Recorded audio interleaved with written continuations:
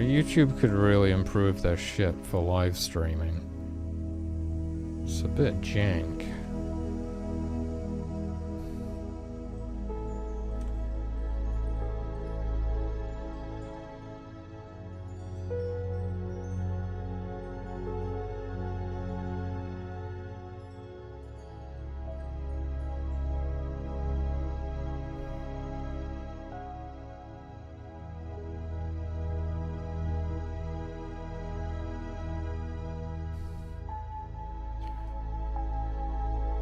Lagging? Well, you're gonna start lagging if I'm not already.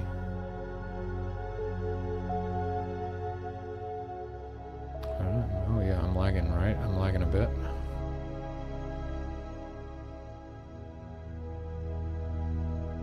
It's like, I mean, I was compiling with Virtual Machine even. It's just like if I compile too many times while streaming. I feel like I really need to get a new GPU. Then I can encode with the GPU. Probably because I'm compiling whilst encoding with the GPU. I mean CPU. I'm encoding with the CPU.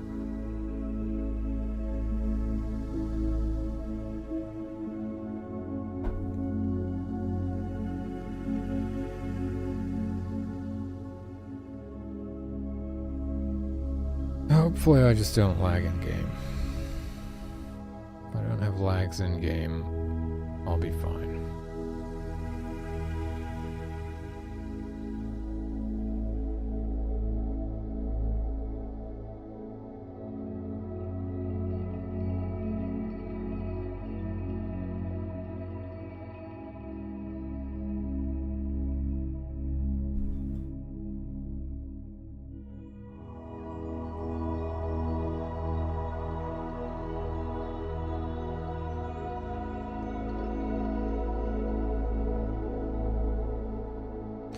I should just compile it to a zip every time. I mean, it takes the same amount of time.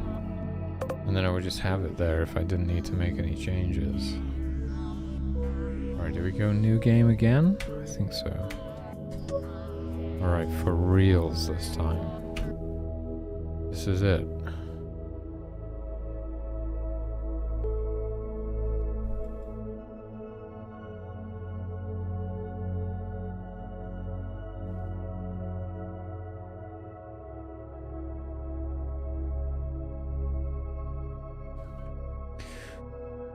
Okay, I got us lucky with the stream placement this time.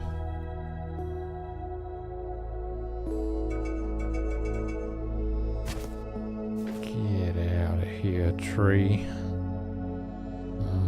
Carpenters. Carpenters, carpenters, carpenters, carpenters.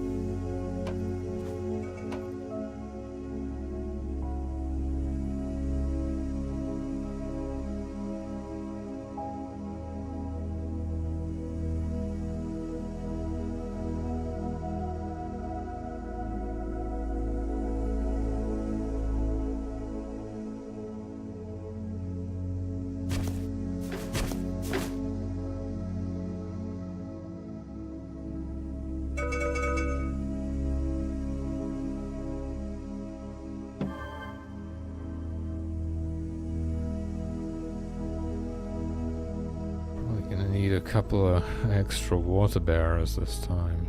2 would probably be enough, but I think I'll go with 3. Let's make sure we have some guards. No, that's not a guard. Make sure we have some guards.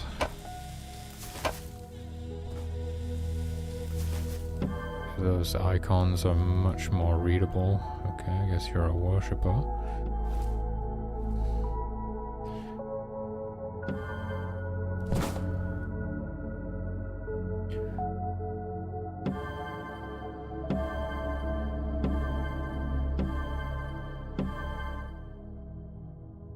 6 worshippers again, just always seems like a good default number of worshippers. And then... the hell is this guy going?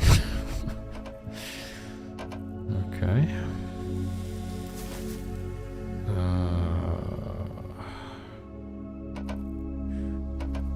I'm just gonna start making my water bearers, I guess, even though I don't need them until the store's actually built.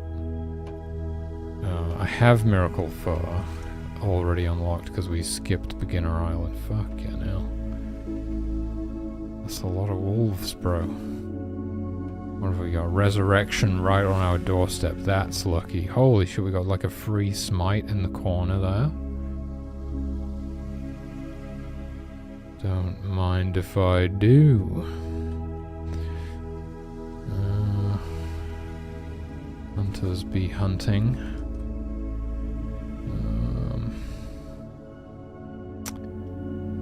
Yeah, I'm gonna have some progenitors. Sounds eerily similar to pregnators. Which, I mean, it's kind of clues you in as to what it is.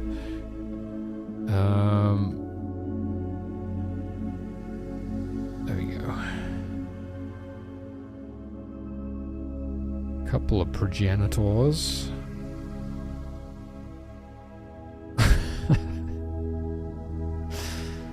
Because we can't say the word breeder anymore, because people just had to ruin it for us, as usual.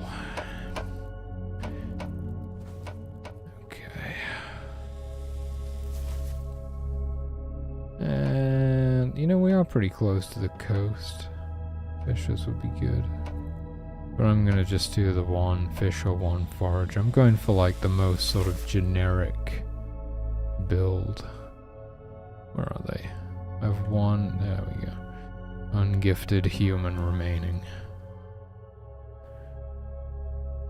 Okay, and then I can use my power to conjure up some fur. We're pretty close to getting the store built. Oh my god, I'm not unlocking anything. I'm making the same mistake again. Resurrection is really important. I'd suggest we go for that. Is it you guys? Yeah. Maybe they should have like a little icon or some way of indicating that they are in a worship group. Some sort of an effect. Something like that.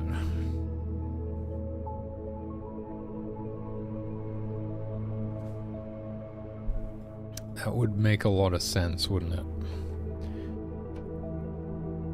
Right. Well, the thing is, so that okay, that's the thing, isn't it?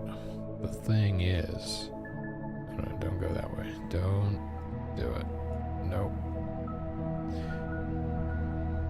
We actually want to focus on putting power into fur right now, because we've got to get everything built. Otherwise it comes back to bite us in the long run. If we don't get enough tents built, everyone's going to be tired, and then they're going to take twice as long to unlock everything. So actually, don't listen to me. These are recent changes to the meta, if you will. So I'm like, still not used to it. But yeah, we need to like rush tents.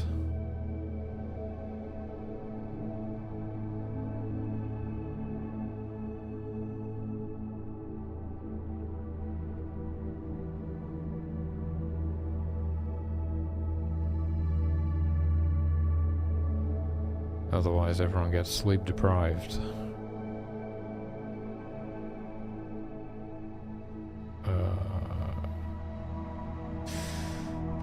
Oh my goodness, holy crap. That's a lot of aggressive moose, son. I think maybe I should reduce the chance for the moose to have cubs. Why is it so insane right now? Or did we just get really unlucky? I'm thinking of possibly reducing the number of moose from 10 down to 8 as well. It's not a great deal of moose though, is it? Seems unlikely they would survive.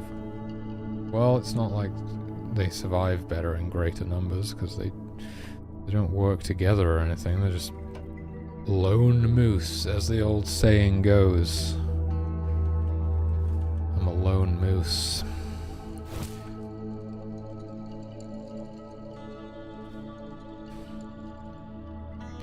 Let's not get eaten by wolves today.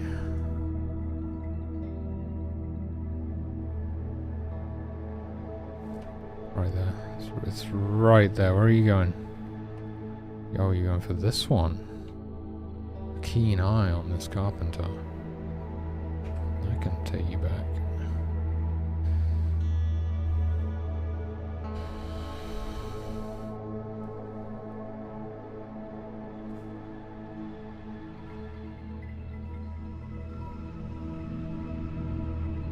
We're chilling. We're chilling. Getting that second tent built now. First tent, the store, was the first thing we built. They're all tents. I tend to say tent when I mean a sleeping tent, and then store for the store, and creche for the creche, even though they're all tents.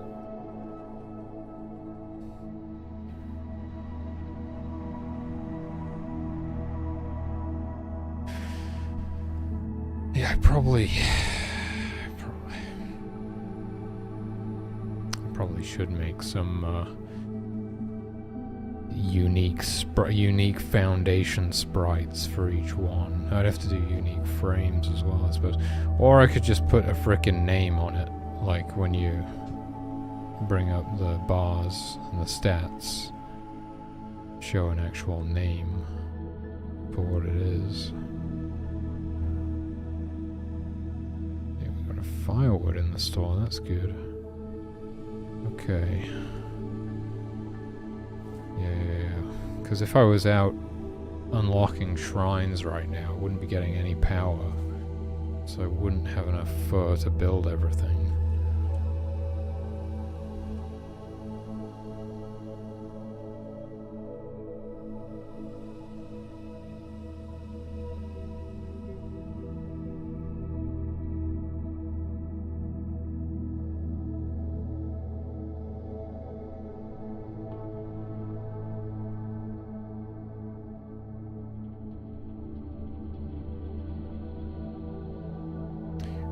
The conservation levels dropped quite a lot.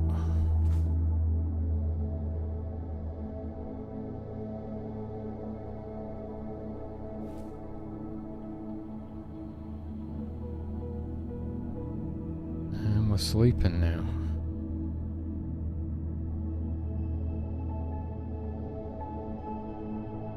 Holy moly. I think they can still shoot through wait, what? I thought that I thought pressing escape deselected my current miracle. Have I broken that? It's asking me if I want to quit. But it still lets me deselect, like if I'm going to build something and I press escape. Oh, maybe I reverted that. I think maybe actually I reverted that? In my head I expect it to deselect my current miracle if I press escape with a miracle selected. Is that what I want? Is that... maybe that's how it should work.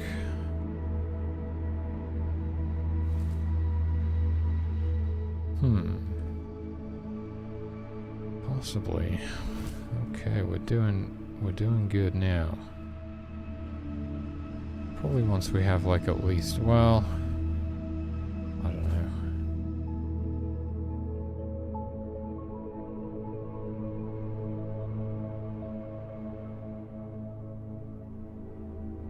So many aggressive moose in this map, it's crazy.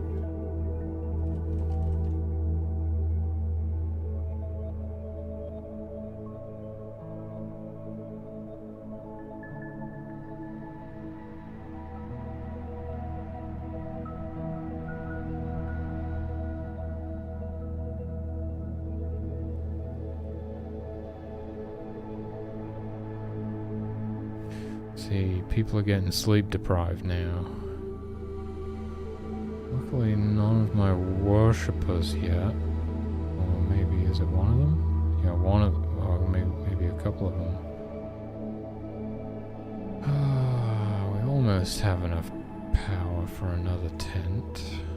But if they're sleep deprived, why are they not sleeping right now? Is there no room? Oh, they're fully occupied already.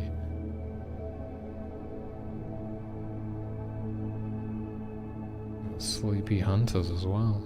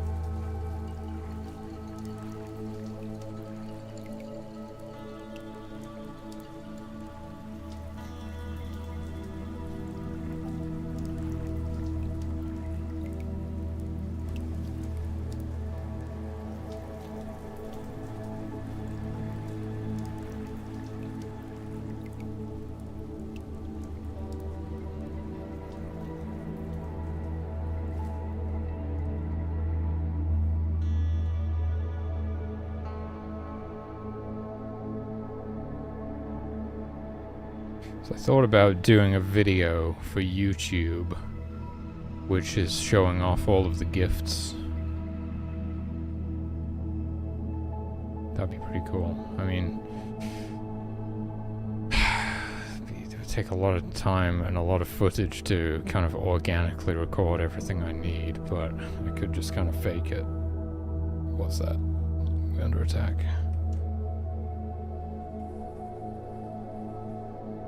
You know, just go through the gift and show off what they do. A little clip of each sort of skill that they possess or whatever.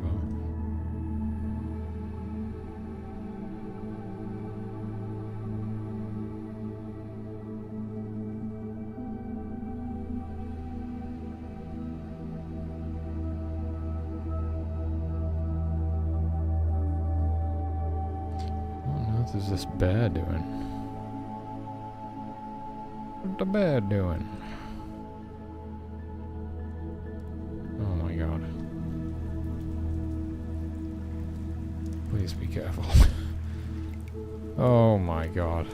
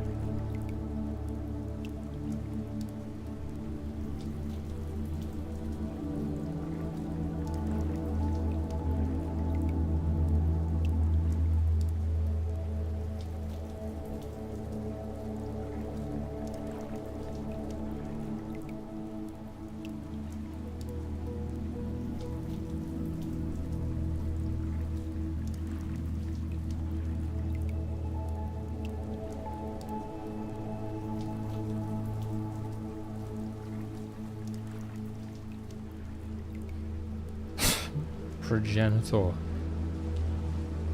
I was in my head I was saying progenitor.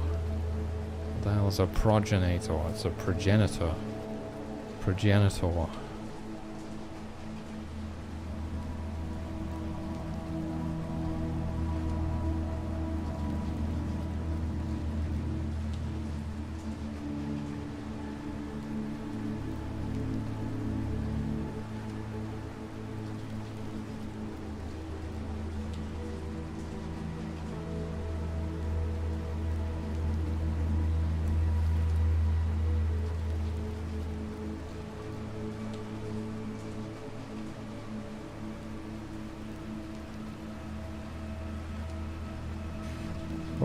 Yeah, there's something so great about being able to zoom all the way in.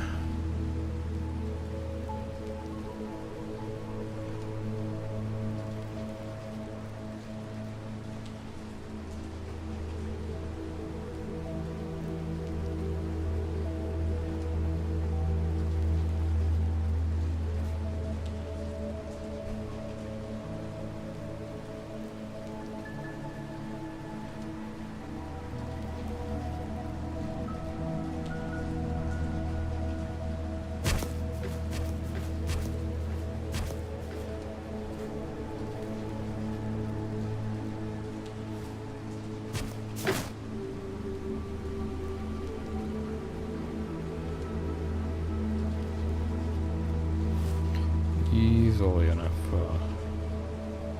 What happened there?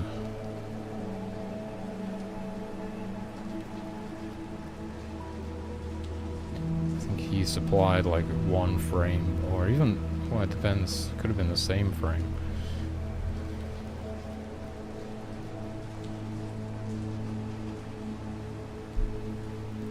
Yeah, we got a good number of tents going now though. I'd say in the morning we should be ready to start like sending, I don't know, some of these worshippers are still awake right now actually. Maybe tomorrow morning, or I don't know, they're gonna get some rest just before sunrise, at least most of them it seems, not all of them. Some of them. Okay, I think one more night and we should be ready to start heading out and unlocking stuff.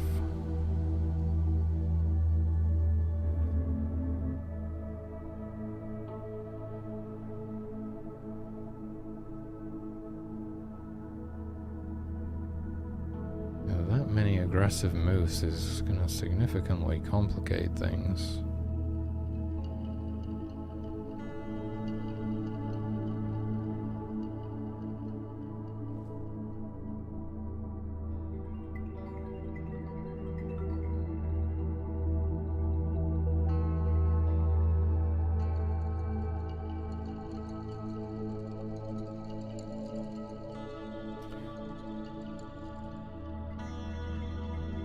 I'd love to be able to update particles during their lifetime.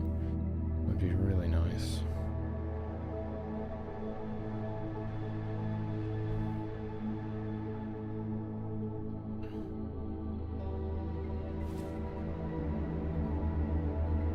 Do engines even normally have like built-in particle systems like GameMaker does, or do you have to build them yourself?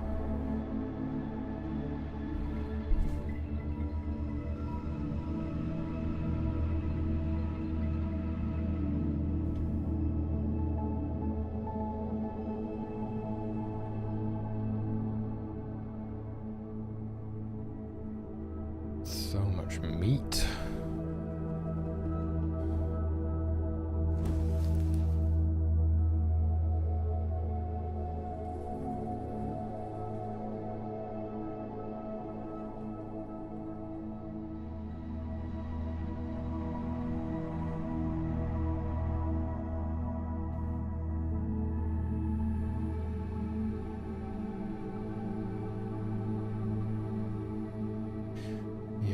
If I built like a quest system and used it for the tutorial, then possibly the same system could be used for quests later.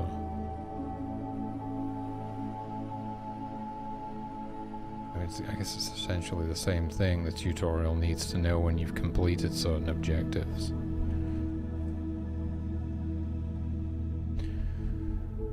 do you make that kind of thing modular?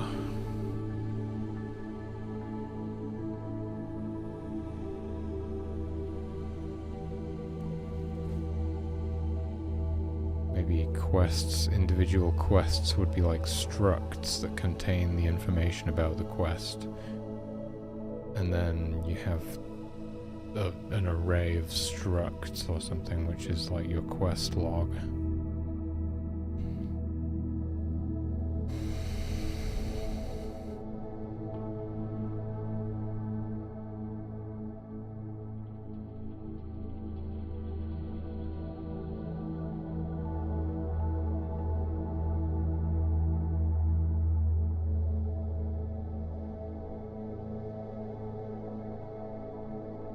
Seems fairly doable.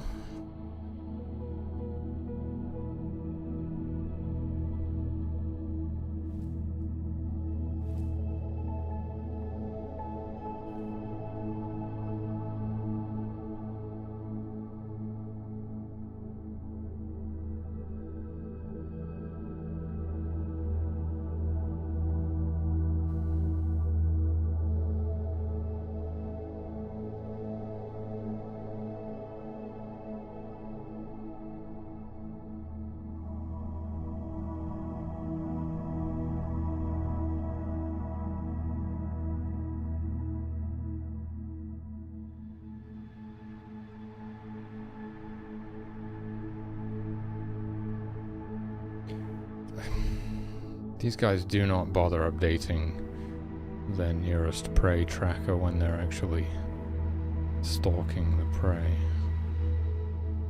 Maybe they should, because sometimes they'll be stood right next to something and they're still stalking one that's moved out of range, when they could just go for the one that's right in front of them.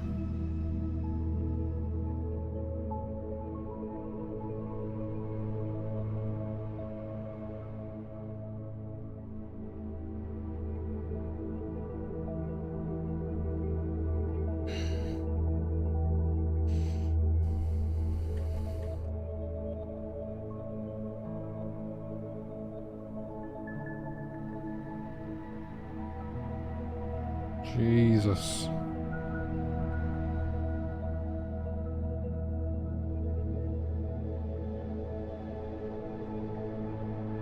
Holy crap, what?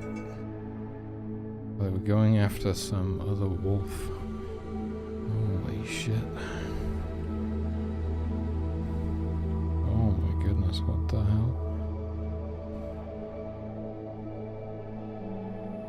Hey Kura Fox, how's it going?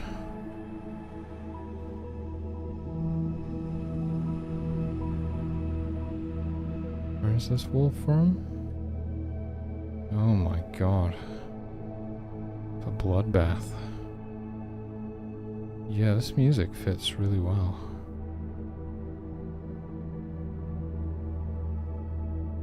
Maybe not during the wolf apocalypse, but generally it's pretty good.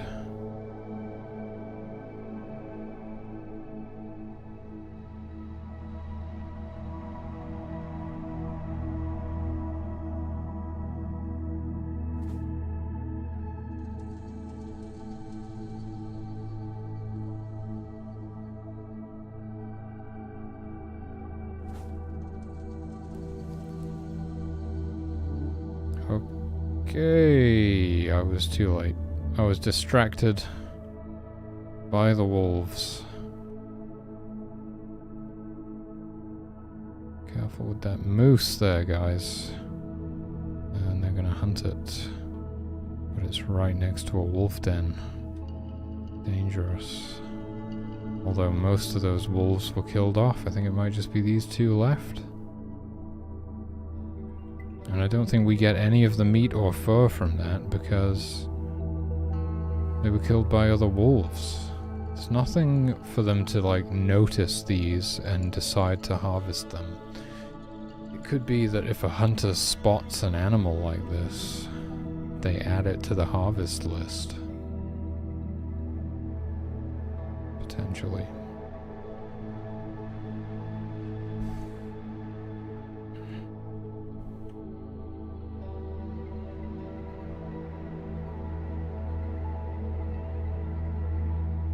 Yeah, the infighting it makes it interesting, I think, because there can be these other little conflicts going on out in the world that change the state of play that don't directly involve you, or sometimes it can be like I'm not gonna say it can be a trifecta. Like that one where it's like us versus the wolves versus the other wolves.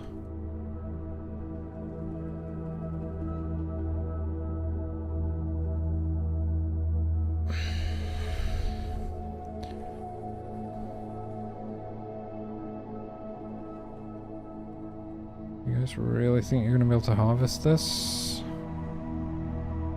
Maybe they will. Oh my god, oh my god, oh my god, oh my god. Okay. We gotta go, we gotta go.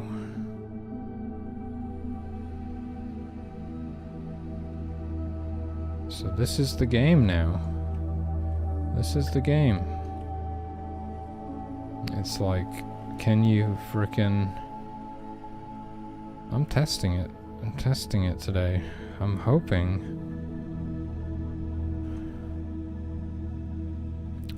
we nearly have like a build ready for the Steam playtest.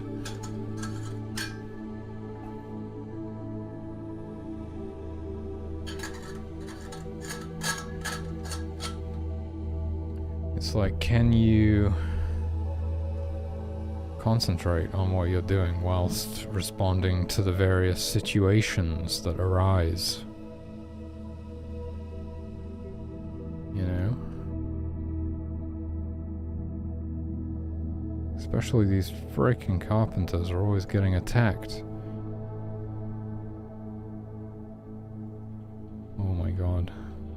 This thing is a beast. Literally. It's a moose. Okay, so we got 2 groups of worshippers unlocking these 2 miracles now. I actually have lots of power, enough power to finish another tent. I'll hold on to the rest of my power for now. Oh, okay. I think those wolves are afraid of us.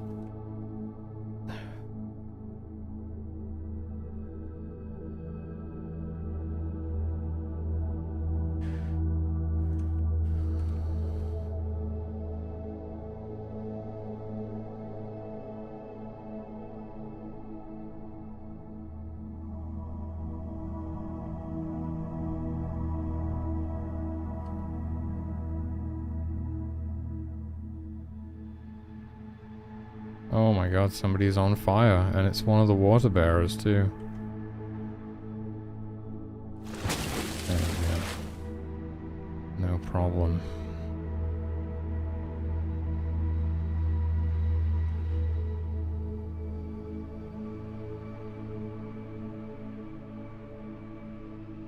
Nice, solo hunter just took down a deer over here.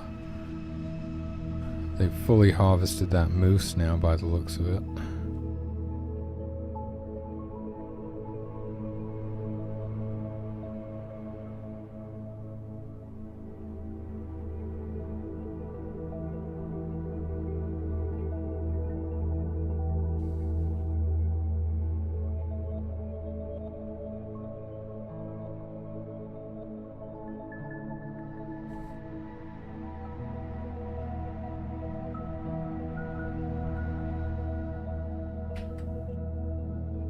Yeah, I can totally, I'm starting to feel like this would be useful, you know?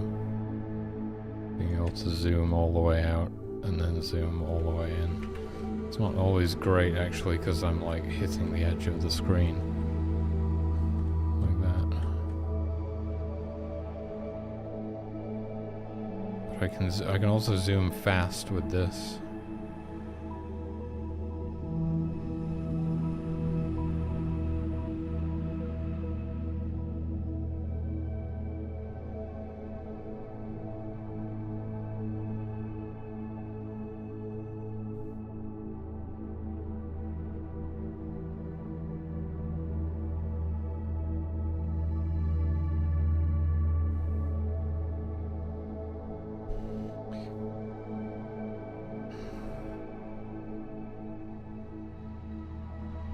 happened to all that moose meat?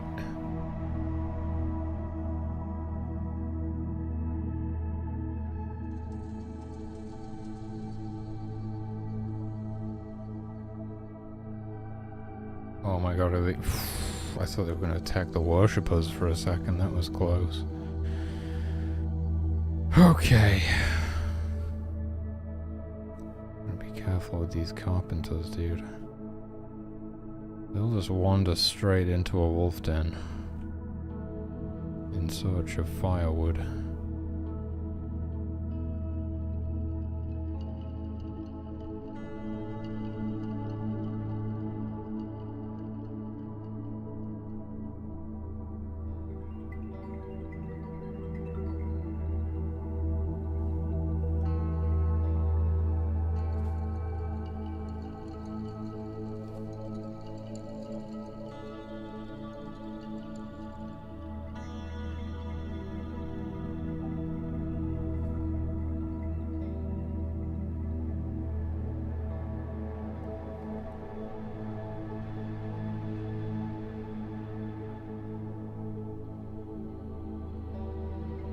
What? No, he's going back. I was like, there's a piece of firewood right there. I thought he was going for it.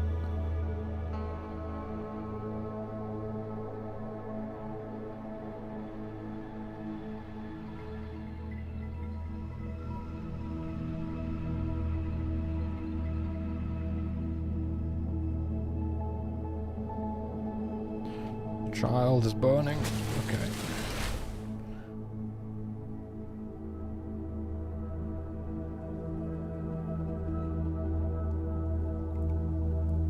It's raining.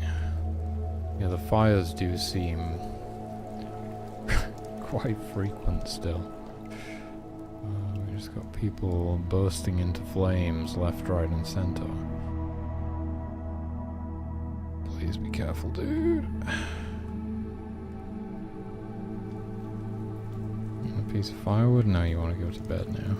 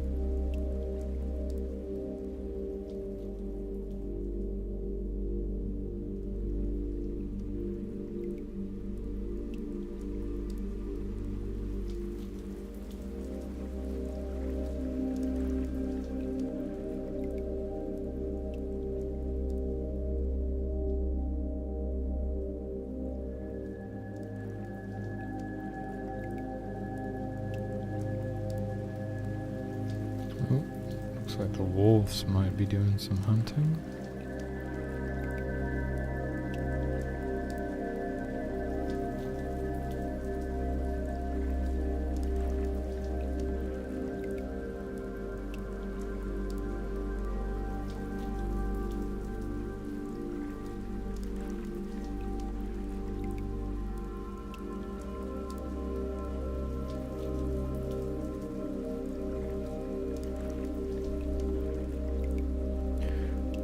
Okay, resurrection unlocked.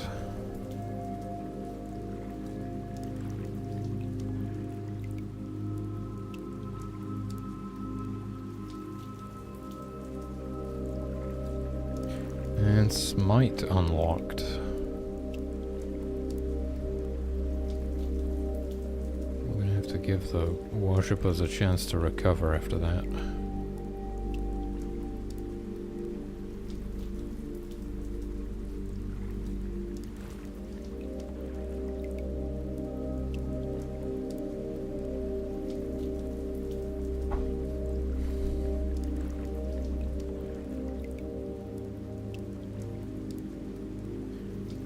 I hope they will actually get to sleep before they get sleep deprived. Holy shit, wow.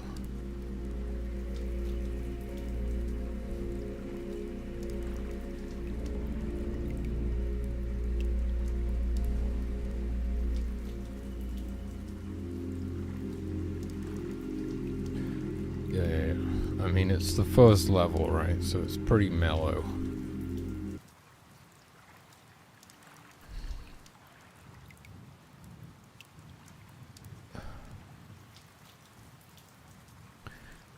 The weather conditions are going to get more extreme in later levels. The resources more scarce.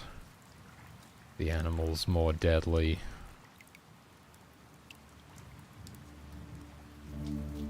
So you'll kind of have more to be responding to. More to be managing. But it starts out pretty chill.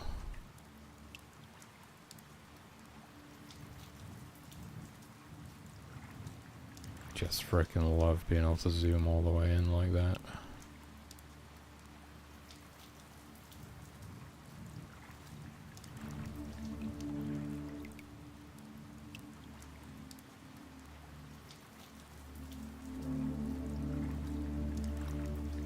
Okay, yes, all my worshippers got to bed before sleep deprivation kicked in, by the looks of it.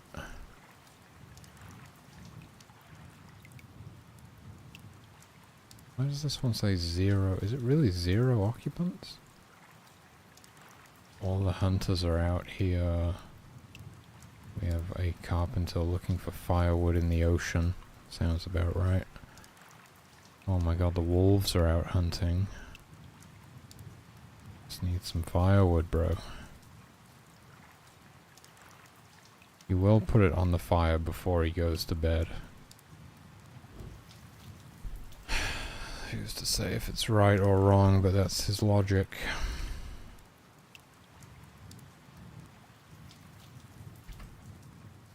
These guys, however, will go to sleep with an inventory full of food and stuff.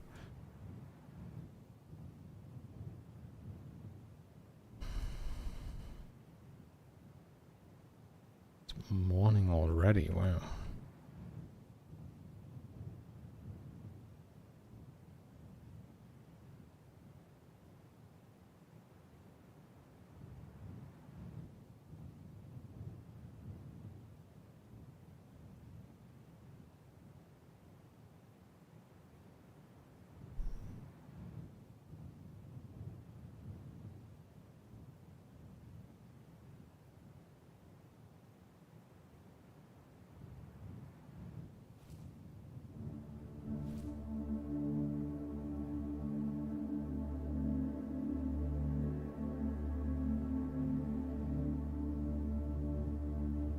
What happened to the tunes?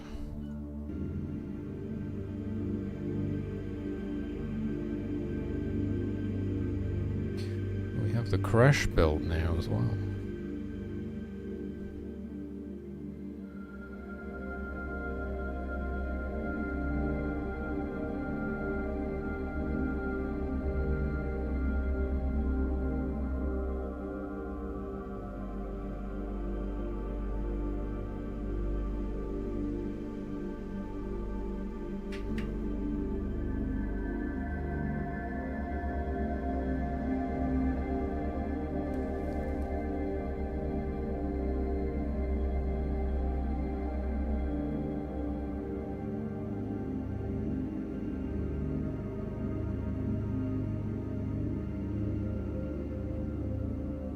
Oh yeah, I guess the hunters are going to stop hunting because we have nearly 500 meat in the store.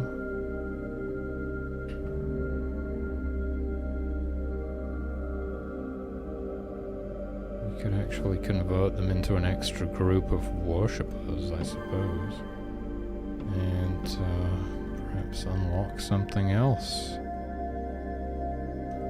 Maybe go for this portal stone and expansion stone over here. Something quite incredibly bad about the carpenters trying to search for firewood. They're pretty useless at it. And they always wander into wolf dens and stuff. It is what it is. They're not exactly intelligent.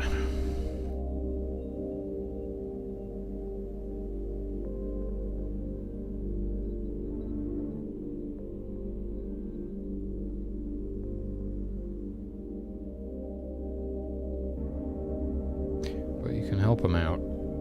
And I suppose if they were too intelligent, you'd have nothing to do.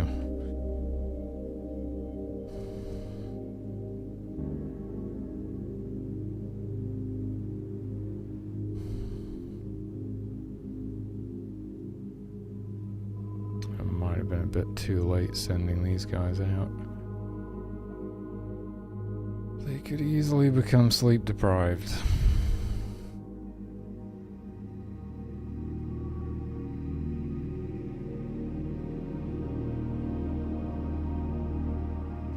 DI might have been smart to go for first, actually. I was kind of panicking a bit. Well, we could go part way on these and then switch.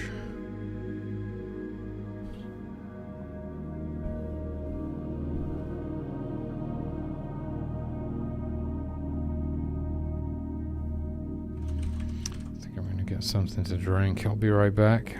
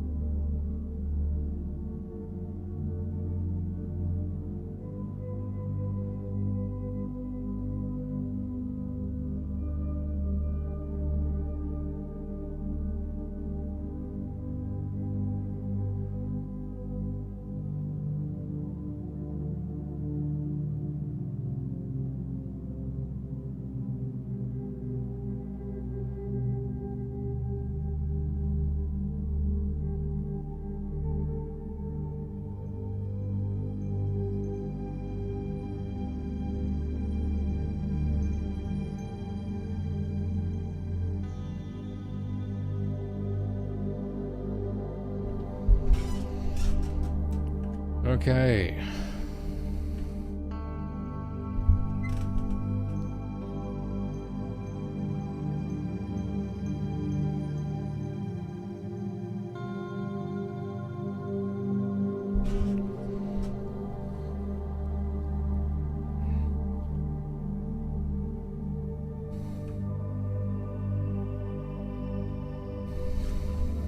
Don't want to speak too soon, but I think we might be there. I think it might be ready to be unleashed to the world. It's kind of crazy how it like perfectly coincided with the Kofi milestone, Kofi goal that I set up to get a demo built. I think it's at 96% right now or something. Literally like one more. One more? I don't know. Like 1 or 2 more Kofi memberships come in and we hit the goal. And it's like pretty much exactly as I've got this build ready. Which is kind of insane. Holy shit, dude. Yeah, this is exactly why Divine Intervention, it's like chained them into my other freaking worshippers. Oh, and the wolves. He's never gonna make it out of there. Oh my god. Stop. Please, for the love of God. Stop it. Okay. Oh my god. See, this is kind of crazy, right? It's like you wouldn't think it, but it's like it can go wrong pretty damn quick. Just something like that happens, and the next thing you know, your worshippers died. What? 2 of them died? Holy shit! I thought it was just the one.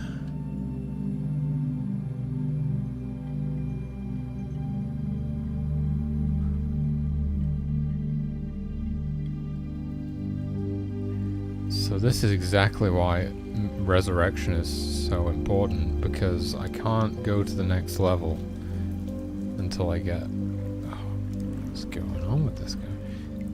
One of the shaman is on fire now. It's crazy how often they set on fire. I mean, I've made quite a few campfires in my day, and I've never once set myself on fire with it.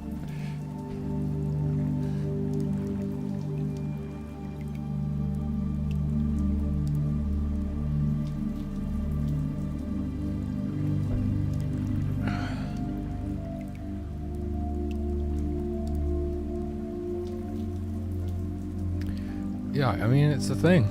It's like it's a fine balance that it strikes. It's very interesting. It's honestly, it's like a lot of the time you feel like this game sucks. Nothing ever happens. It's too easy. The next thing you know, 2 of your worshippers are dead, and a shaman set themselves on fire somehow. And it's like, oh, okay, stuff is happening, but it's just like. It's kind of paced in that way, so it's like there's moments of chill, and then like something happens, you have to respond to it, and there's enough kind of different systems all kind of just sort of stacked on top of each other that there's always sort of something going on. It might not even be, you know, you. It might be like you look out in the world and you see something's going on. One of the animals is hunting, or they're mating, or I don't know. That's about all they do, really. You know, fighting each other. Maybe they're fighting each other. Those are like the 3 things they kind of do. Or there's a herd of deer migrating across the map, or something like that. I mean, it would be a lot cooler if they had sprites. Because yeah, like I was saying the other day, I think this game lives or dies on its graphics, basically, because like you just look at it a lot. You just kind of, that's what you do. You just sort of, it's all about slowing down and paying attention to what's going on. So you're looking and listening a lot, right? So I just really feel like it has if we can get it to look and sound good, it's gonna go a long way.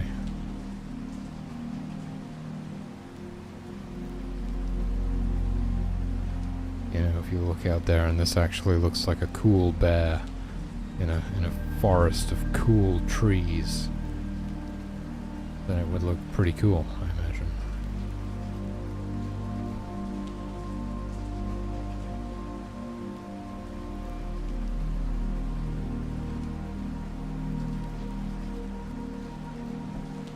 And if we spiced up the tile maps a bit as well, so there's like some flowers and different plants and things, you know, that's totally possible. We don't lose any performance at all by adding different detail tiles.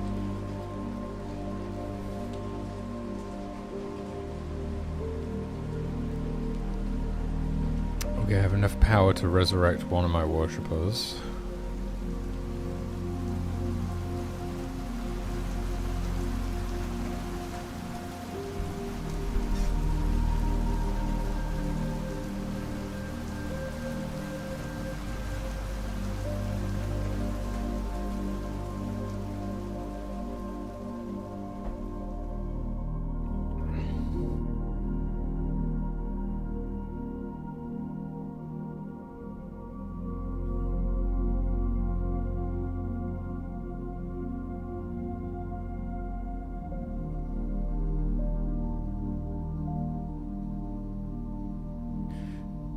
So I have no hunters at all right now, and we're just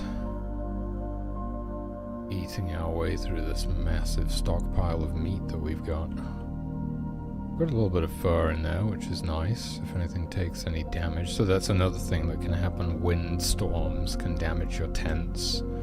Your tents can also set on fire. They could be struck by lightning. There's just different things that can happen, you know? You just kind of have to deal with it. Obviously, it's pretty chill right now, but you know, get yourself to the Arctic tundra, it's going to be pretty fucked up. What else? I think there's quite high wind speeds in the desert, and you've got extreme temperatures to deal with there. People can die of heat stroke. Right, so... you know, the difficulty's going to gradually creep up on you.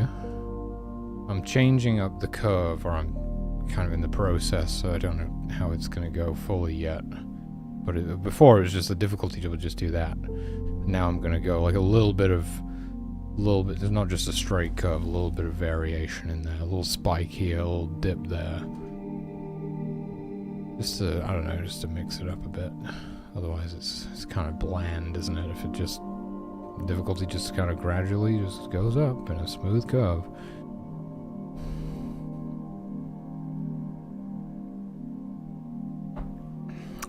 I don't know if we're going to do it yet, but we might add a volcano to one stage. An active volcano.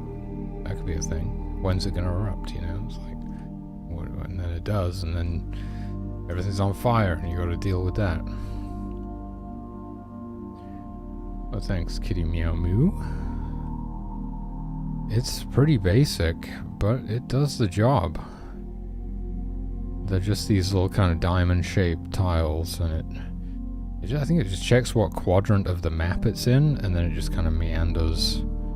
Like it could either go left, diagonal, or down, and it just kind of wiggles its way until the edge of the map. One of the problems with it now is like this one. They can stop in a pond like that. They don't make it all the way to the ocean, which is not too bad, except for when it's like a tiny puddle, which looks kind of strange. So at some point, I want to write something that sort of like checks if it's actually reached the edge of the map or something. I don't know. And the other one is that we've got like fishing spots all around the edge of the map, but also there's nothing preventing them from spawning on these little pools right now. So yeah, sometimes your fishers could be fishing in like a literal puddle like this, which doesn't really make any sense. In fact, I think that could be the case for this one. I think the fisher could probably fish in that. I'm not sure how many fish you could fit in there, but probably not very many. So there's some stuff that needs kind of working out, but we got like the basics. Oh my god, what? Oh, the moose don't get added to the combatants list when they attack somebody, because I didn't get any notification about that. Okay. I see how it is.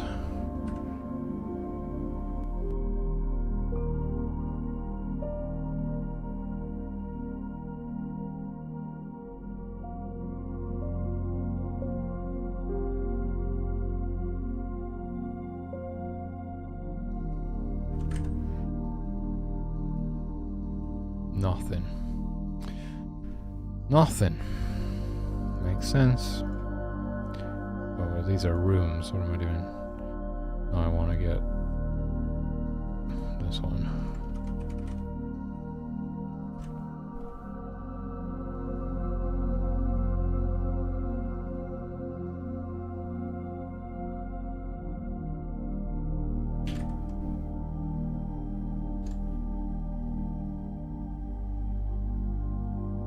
Oh, but they would have been added to the combatants list if they attacked a tent.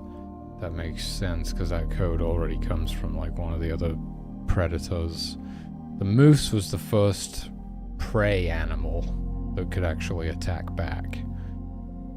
Because I have these 6 major creature archetypes that I'm trying to base everything off of to make it easier.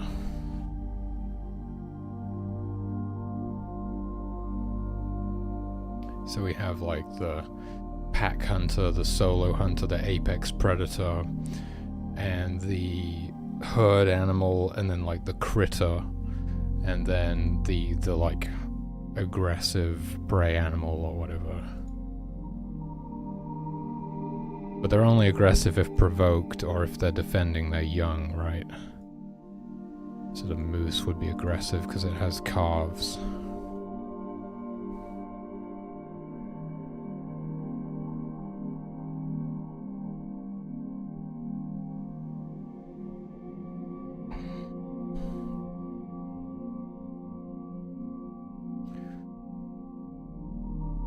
Gonna be super slow now.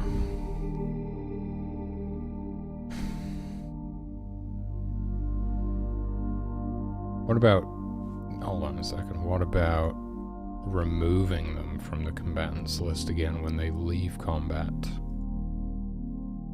We gotta do that, otherwise they're gonna be stuck. What's the human object?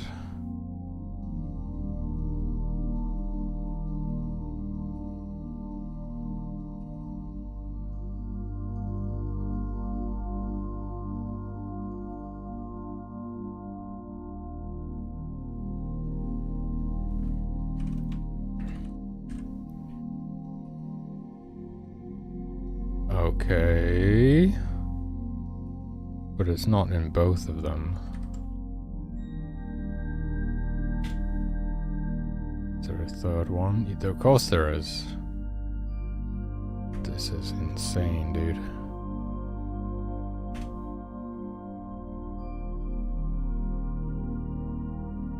Right. So basically, if it stops attacking for any reason, make sure to remove it from that list.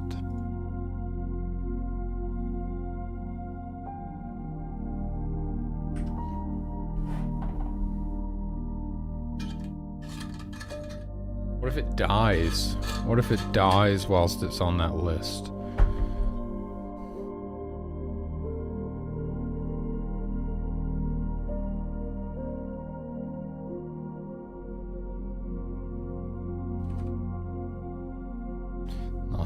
Nothing. Okay. Yeah, we gotta get you off of that frickin' list, son.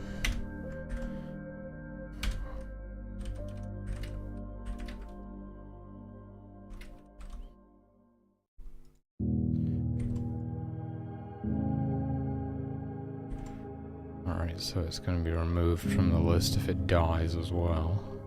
This is some absolute jank. And it's probably never going to be rewritten for this project, but I would certainly try and figure out a better way of doing things if I was to do it over next time. I just had no idea. It's like quite ambitious stuff done with very limited programming knowledge, so it's really bad. But there's almost certainly better ways of doing it. You want to make it more modular, so...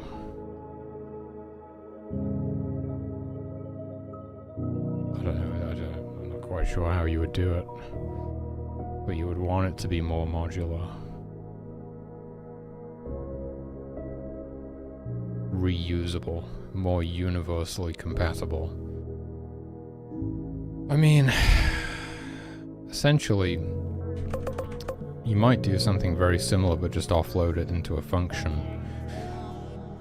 I believe that's often the case, like, you'll have a function and then it just runs different code depending on the type of object calling it.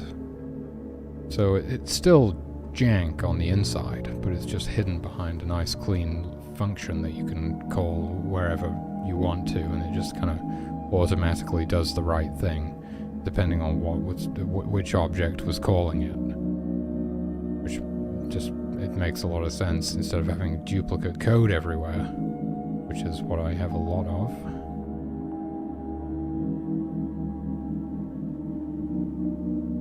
Plus it's just way less readable. Like, it's all just out in the open. Whereas it could just be like a single line. It's like that does the stuff, you know? And it looks very different. I think it looks very different when you do that.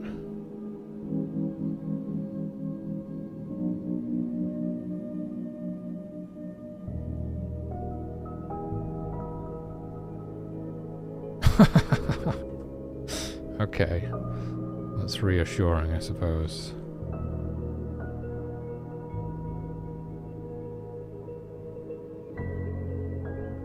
But I know that next time I want to learn to use constructors and structs and in conjunction with functions. Because they can like have their own built-in functions and stuff, and you can inject functions, is it? You can inject something, or do you, no, you inject structs into instance create, you inject structs into instances, or not quite sure on how you do it yet. I just sort of know it's a thing. But that way, I think I'd basically have one universal creature object or something like that, and it would kind of inherit a different struct almost, depending on its species, something like that. And that would kind of define everything. It wouldn't have different types of objects for different things. That might complicate things in other areas though, like... not really, because we wind up doing that anyway. Like, everything's on DS maps now, pretty much, anyway. So, how would you tell if it's a wolf specifically? Is it on the wolf map? That kind of thing. I didn't build it that way from the ground up, but as an optimization, we wound up doing that eventually. Because for so many trackers, we're like scanning through hundreds of objects. Some of them, thankfully, actually the really bad ones, was just able to update them like once when we need to, like when they're picking a tree to chop down, that's when we perform the scan. Rather than doing it constantly and constantly figuring out which tree I'm closest to, which doesn't make any sense. That's how I used to think, is like I would constantly be running all of these trackers that were updating what is the nearest of a certain type of object that isn't, you know, on fire or held by the player or something. But we used maps for the ones where we do need to be frequently updating that. First thing I did, I think I put them all on a tick rate to distribute them across multiple ticks. And And then I slowed it down to where it was like, okay, let's scan 1 instance per step, so we can do 60 instances in roughly a second, that kind of thing. And then it was like, okay, if we use maps, then it's actually faster to look them up instead of using instance count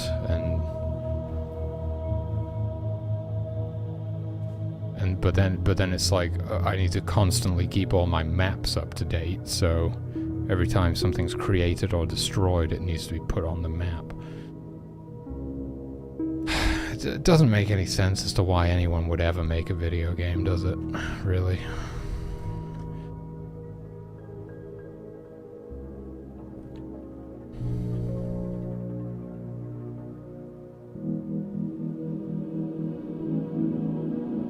I nearly have enough power to resurrect this fallen worshipper.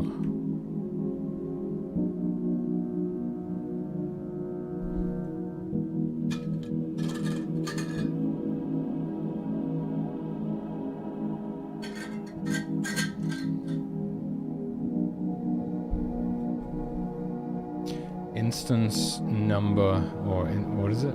Instance number and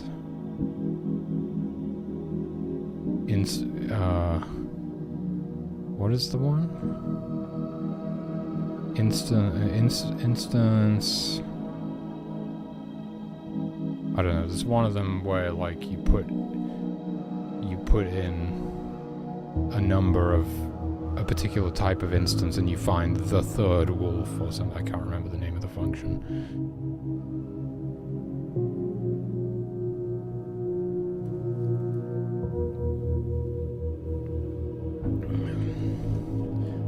But it was slow.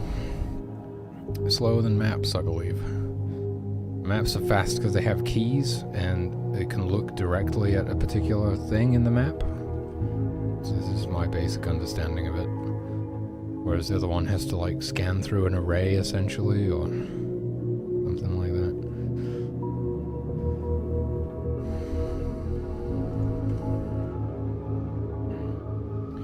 Alright, I do think divine intervention would be a good choice. It is funny, like, they're starting to become things in my mind, which is weird. Like, at the start of the game when I was like, oh, we got like the free smite down here and resurrection was really close. Like, those are like things in my brain now. Whereas before it was, I don't know if they really felt like they existed. Something needs to be really locked in before you can trust it, otherwise it's all very ethereal. It could be deleted at any moment, you know. But when something's been around for a while and it's really stood the test of time, it's kind of like that's part of the game that's starting to feel real.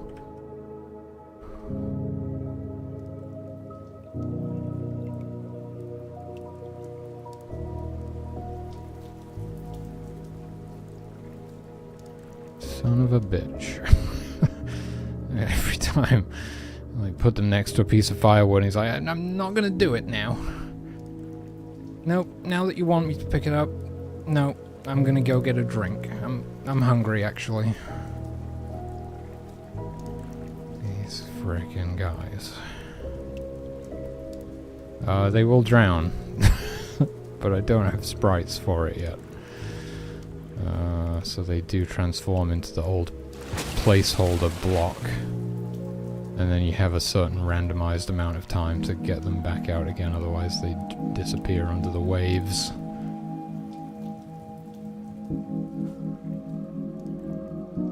There's a bit of delay on it, because instead of just putting them into the drowning state when I drop them there, actually it waits for them to figure out that they're standing on an ocean tile. It waits for the next tick, and then they like look down at their feet and realize, oh, I'm actually standing on water, I should probably drown. It's a bit weird. It was built that way because I was like future-proofing it, but for what? I was like, yeah, they should just start drowning whenever they're stood on an ocean tile, right? And that way, if they wind up in the ocean for any reason, we know that they'll drown. But there's only like one way that they can end up in the ocean. That's not true. We added a second one because I knew I wasn't making full use of this mechanic. So the fishers have a very small chance of falling in the ocean while fishing, actually. So there's only 2 ways. So we could easily just put them into the drowning state when one of those 2 things happens, which wouldn't be a major change. I could easily do that in a day. Don't say it. Touch wood, fingers crossed. Don't ever say things like that.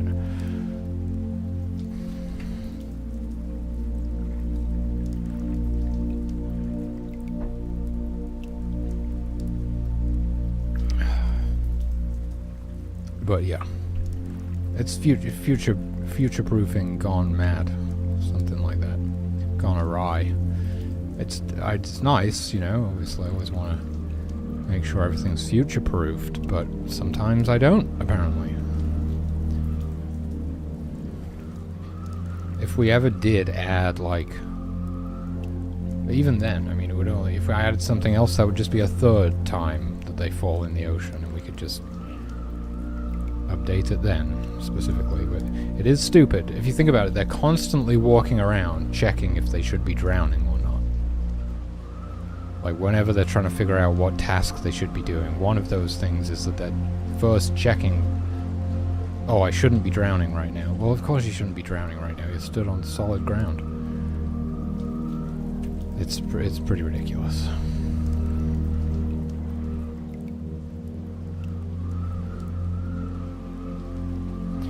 Yeah, so that's the thing, right?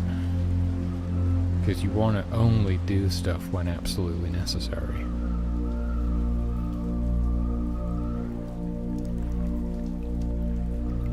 In the in the swimming pools, yeah.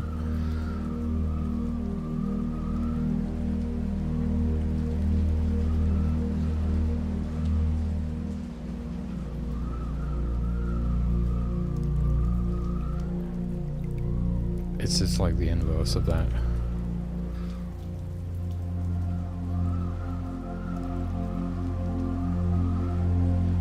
But I'm sure that it's even in the Sims it's even better though.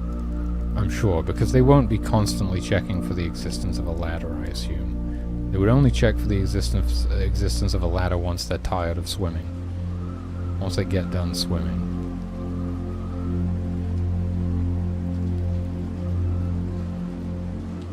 I would imagine.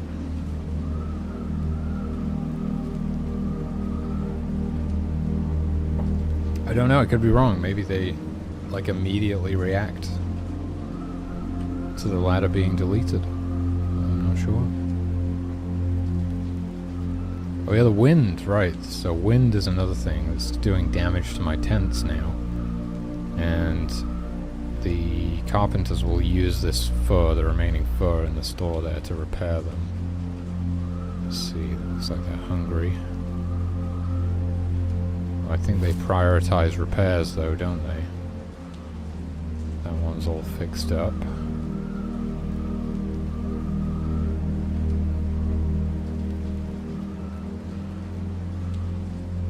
Oh. Wait, so they don't... Oh, what is this guy doing? He's repairing it. Is some kind of allocation involved? I don't believe so. Yeah. Because I think originally... I forget what was first, actually. The animals can attack the tents as well, but it's obviously extremely rare. If you're playing correctly, anyway. So we needed something. They can set on fire, the wind can damage them, the animals can attack them.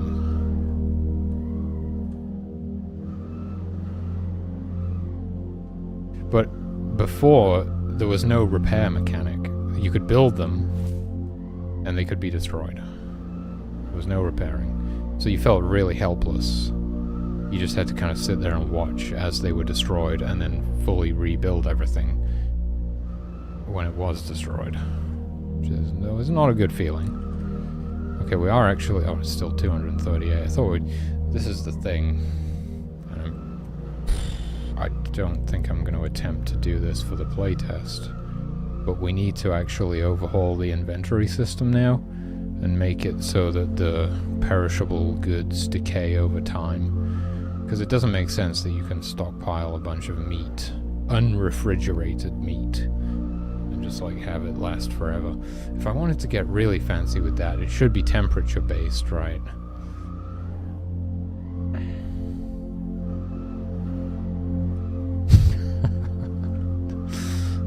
Damn, that's rough.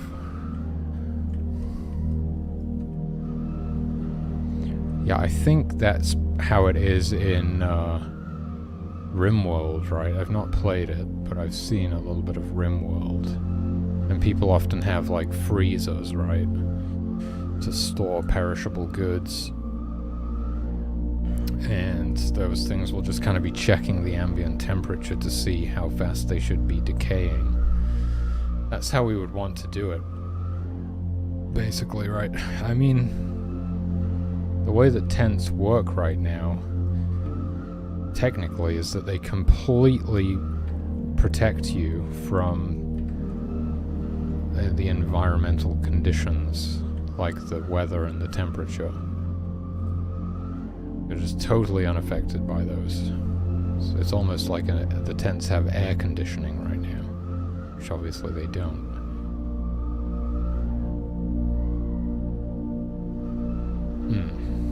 So if you wanted to maintain the realism across the board, then the humans should actually be somewhat affected, but it should be like a dampened effect. Only ambient temperature, not by tile. That would be insane.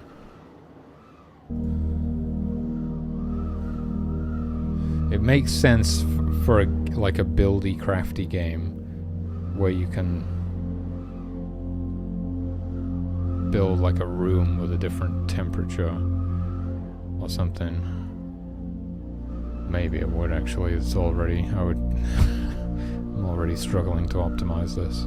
Oh my god, I was tabbed out. What the hell happened? Oh no.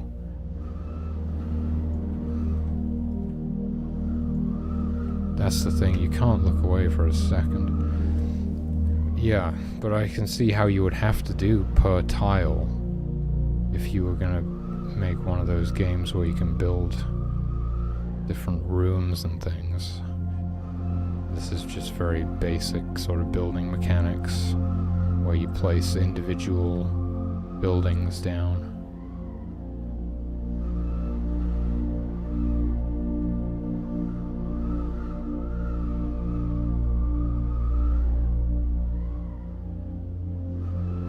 Well, shit.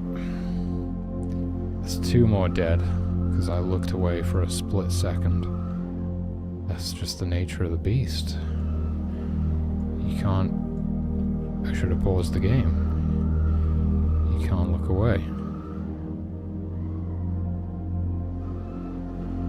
It lulls you into a false sense of security, and then when you least expect it, boom! 9 wolves to the face.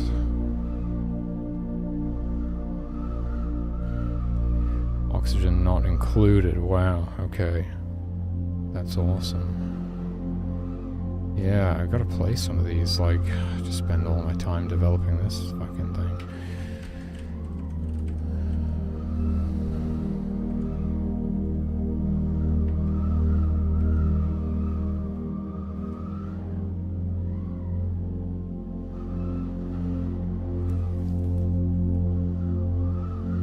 Oh, random spontaneous combustion. Actually, it's not. It was the campfire that set them on fire. Because... I don't know. I don't know.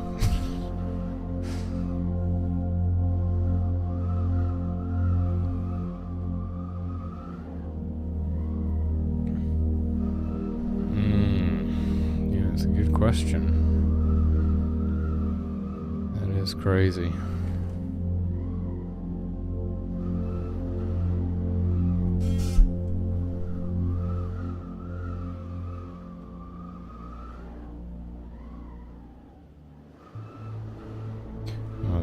For mana. There you go.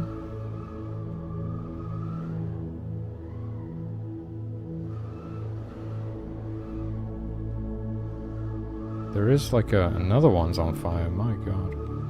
I might need to reduce the chance for the humans to catch fire again.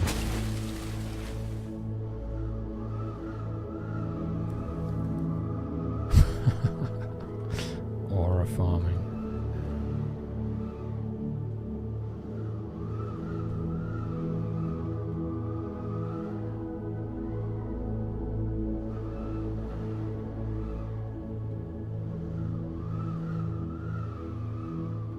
This wind has been going for a while.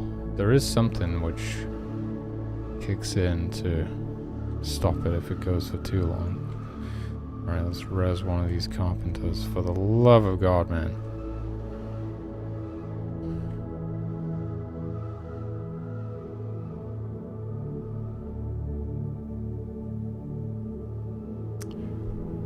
Yeah, I don't know, I mean... You could give them some kind of memory that flags certain areas of the map as dangerous and then prevents them from going there again. Maybe for at least a certain amount of time. They could check back later and see if it's no longer dangerous. You could do that. They would seem more intelligent. Don't know if I am gonna do that. But you could. Yeah. Yeah.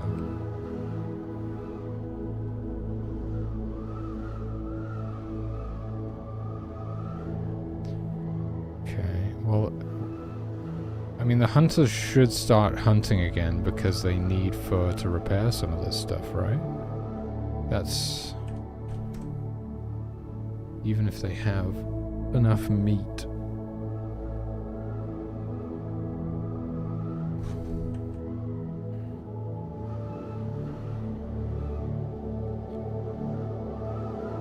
To confirm that that's actually working, because I don't know if it is. Doesn't look like they've brought any more fur in since that little bit that we used up.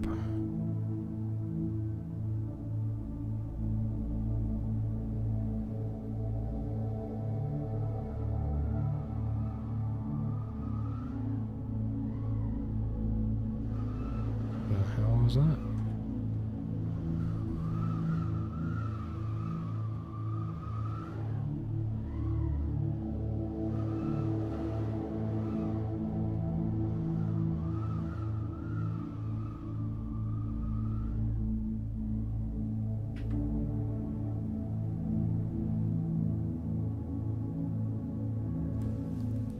Oh, I don't have any hunters. I converted them into extra worshippers, didn't I? Which tent am I picking? I think this one.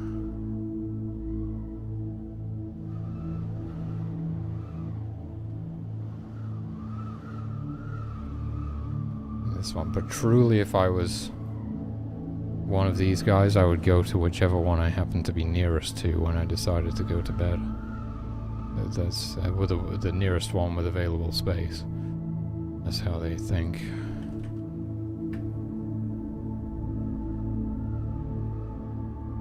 There was a time when it was random. They would randomly choose an available tent.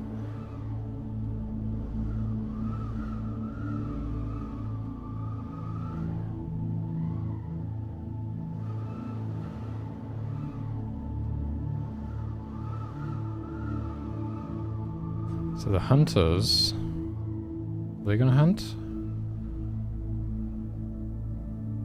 Because so some stuff needs repairing. The grey blocks? The grey blocks are portal stones. The purple blocks are wolves. These ones are bears. These ones are moose. These ones are deer and fawns. And there are rabbits somewhere. Probably all hiding in the warren right now.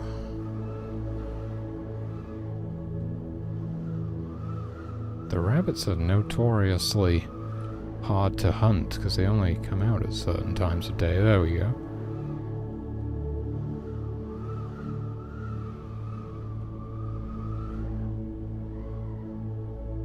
And there are foxes. There's a fox. The foxes were introduced to keep the rabbit populations down.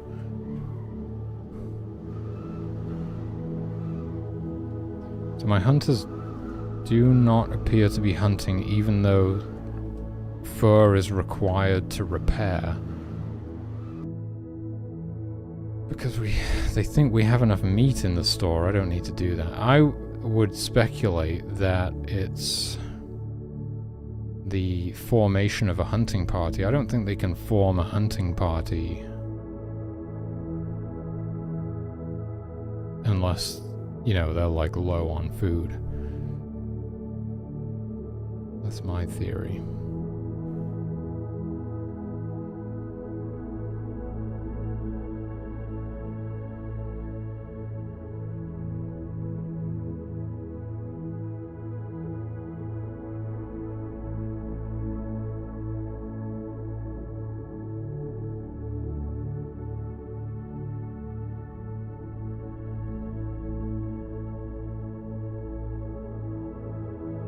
What is any of this?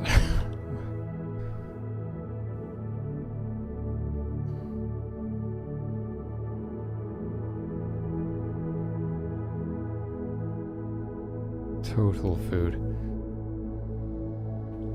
I mean, or simply the repair list is not empty. Well, they do a thing. The build. Was that before this? Tracker build update. So we have updated that. Because that also, I think... Well, let's see what it does specifically for the hunters. Yeah, it totals up. Wait, why do I have that twice? What? Is that exactly the same code twice? No. Repair and build, I see. That's why you comment your code, kids. Jesus. Okay. So we do, but it's a temporary variable only within this script. Oh god, well, that's not very useful. Unless I was to put this inside of that script as well, but that's not exactly what this function, sorry, is for.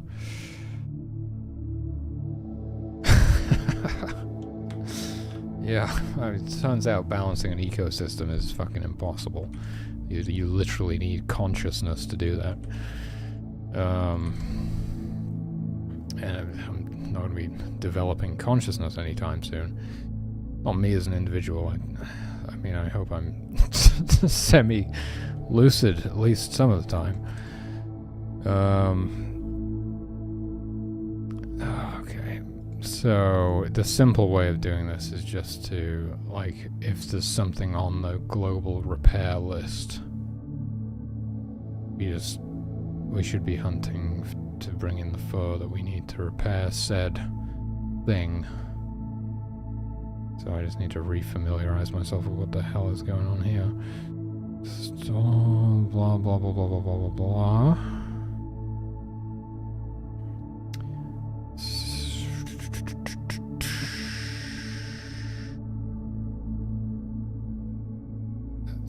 Just to be extra confusing, this part is down here. It's like if you're hungry, and then all this stuff. Oh, and don't forget, you shouldn't have any meat in your inventory. DS list not empty. Global harvest. So they can also form a hunting party if something needs harvesting, or if something needs building, or if, good lord, they themselves are hungry and have no meat in their inventory, or the store. No, you're okay. What? Is this even right? If you...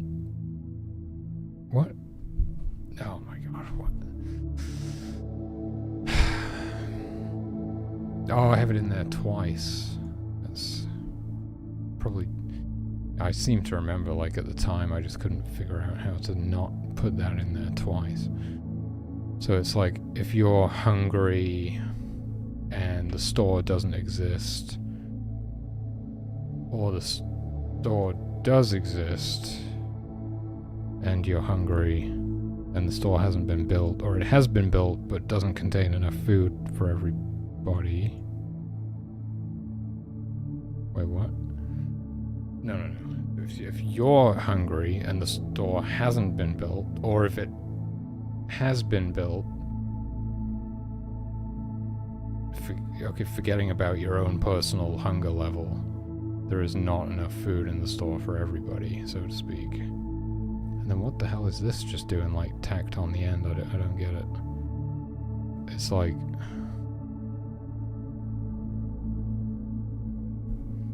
in any one of these scenarios, you can't have meat in your inventory, or fur, just to be extra confusing, that's up there. Because then you should be depositing that into the store, or possibly eating it, I guess, or maybe supplying a tent frame or foundation. Okay. So how do we fit this in here?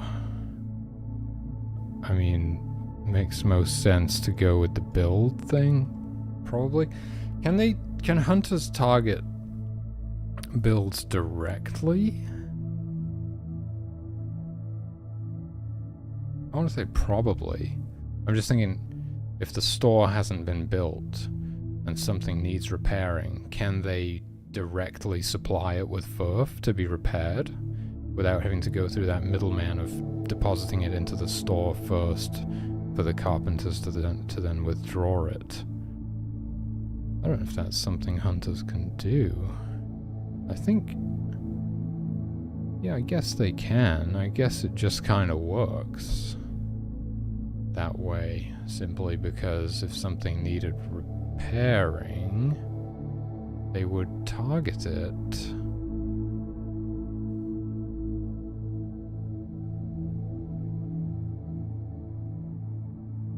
And then I'm pretty sure their supplying logic is just to, like, supply whatever they're targeting with fur if there is no store to deposit it into. So I think they would do that. No, I'm not going to add rival tribes. There's no warfare in this game.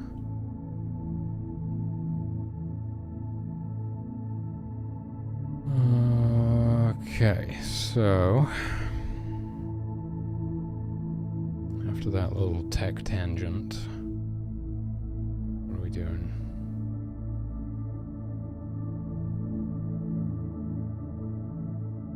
I think I just... I mean, wait a minute. Well, they're not doing it, so it's obviously not working. But if build.fur is less than... shouldn't this just...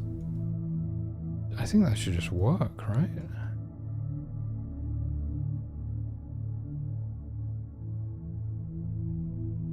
Obviously it doesn't work, but... if something needs repairing, needs fur to be repaired, then they should just target it.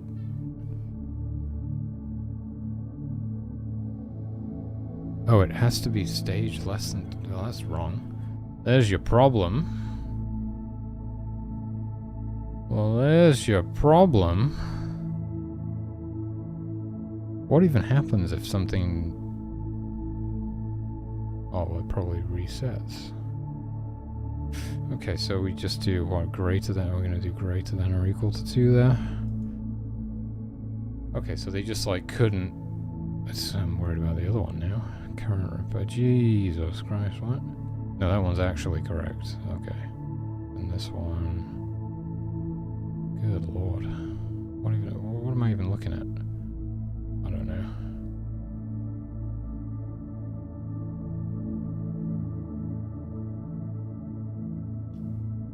I'm guessing all of this stuff is right.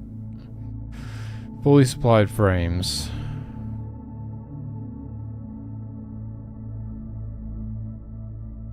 Frames that require fur. Fully supplied foundations. Unsupplied foundations. Okay, I think we're good. I think it was literally just that being less than or equal to 2 instead of greater than or equal to 2. But wait, what was it before? Less than or wait, that's exactly the same. That doesn't make any difference. Because it can still be 2. Store for less than total for hunters. So we total this up because something needs repairing.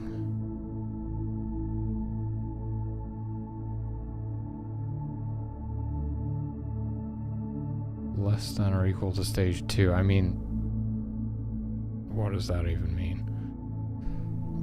I suppose it should be that, really, but it's not going to fix it. Not exists store, or store exists and hasn't been built. Huh. Right. Okay, so they'll actually only target things that need repairing if the store hasn't been built.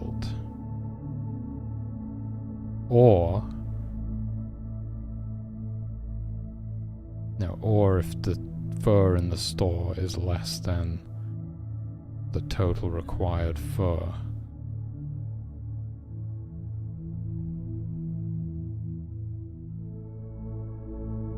Why is it not working then?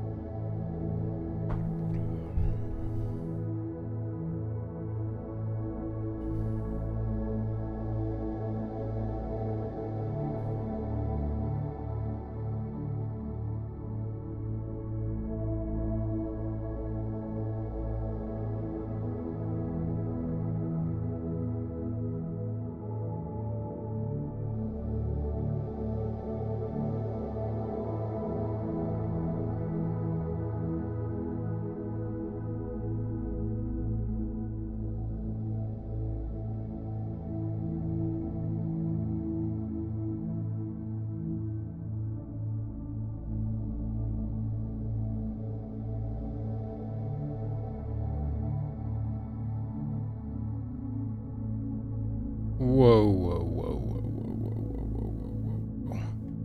Build size? I think you mean repair size.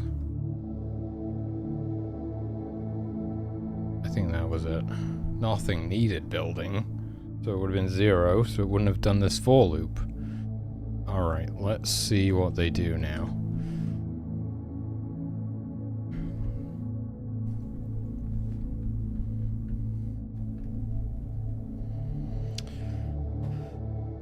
Of course I'm compiling with YYC. I think I need another vape. The neck pain is creeping back in. I'm taking a couple of days off of lifting because I think I need to. Fucked myself up again on Friday by getting back into it too soon, I think. Oh, shouldn't have even played drums today. That was a moment of madness.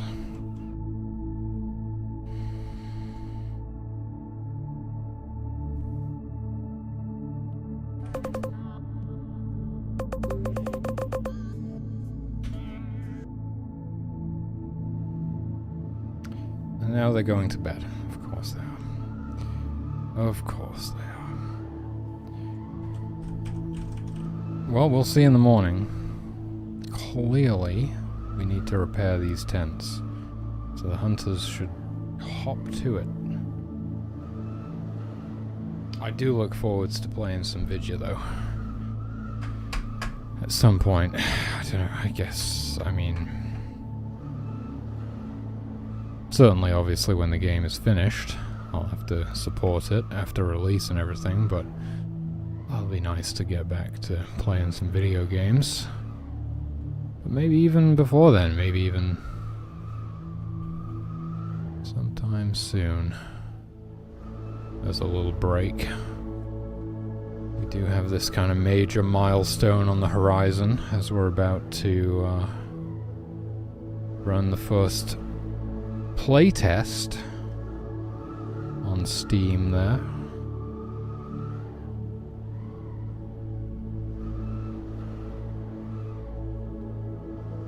Maybe I can sort of ease off a little bit at that point.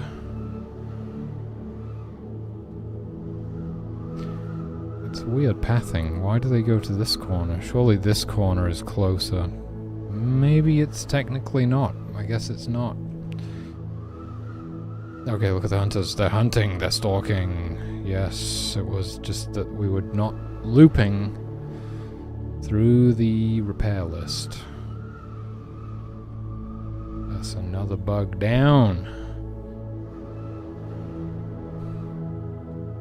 One step closer to having a build ready for the playtest. And if I don't want to have to use all my freaking power on fur, we're gonna need them to be hunting so I can resurrect this guy. Yeah, kind of crazy, right? Like, the balance is sort of there, I would say. I mean, this is on normal difficulty. I suppose probably I shouldn't have any trouble at all playing on normal difficulty. Maybe it's maybe this is more like hard mode. I don't know. The thing is, the only thing I change based on difficulty right now is the number of humans that you start with. And there's kind of a point of diminishing returns with that, where, yeah, things are easier when you have more humans to work with, but then at a certain point you have so many humans that it actually starts to become challenging to manage them all. And that could be overwhelming for a new player who's, oh, I want to play on easy mode, and then they're like, whoa, what am I supposed to do with all these humans? You know?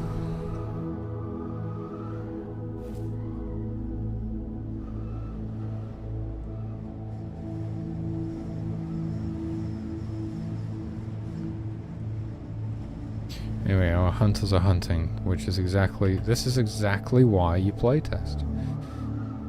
It's amazing. I've been playtesting for months, and I'm still finding bugs. It's honestly insane, like, how delusional I was. What did they say? I was completely delulu. I was like, oh yeah, let's just, you know, bullshit, just give me a week. Give me a week. Fix all the bugs, have a nice build ready to go. Here I am, 3 months down the line or something. I'm still fixing bugs.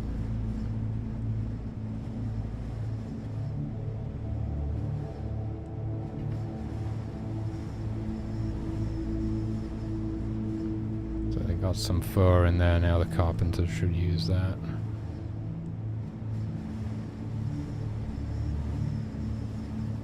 Oh my god, those are some strong winds. Like, the rain is practically going horizontal. I might have to use some power to give them some fur to get these repairs done.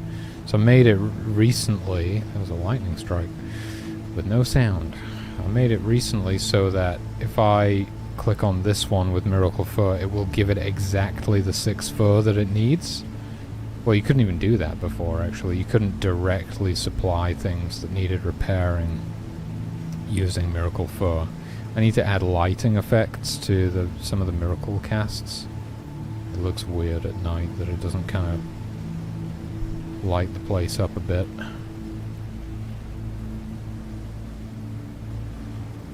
Get some mana.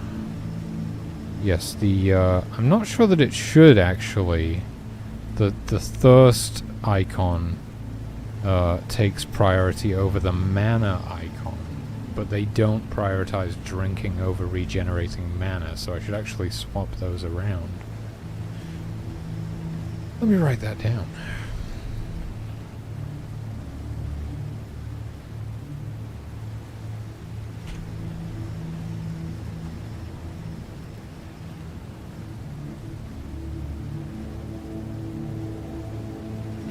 We only show one icon at once, right? So it needs to show the highest priority thing that they will do.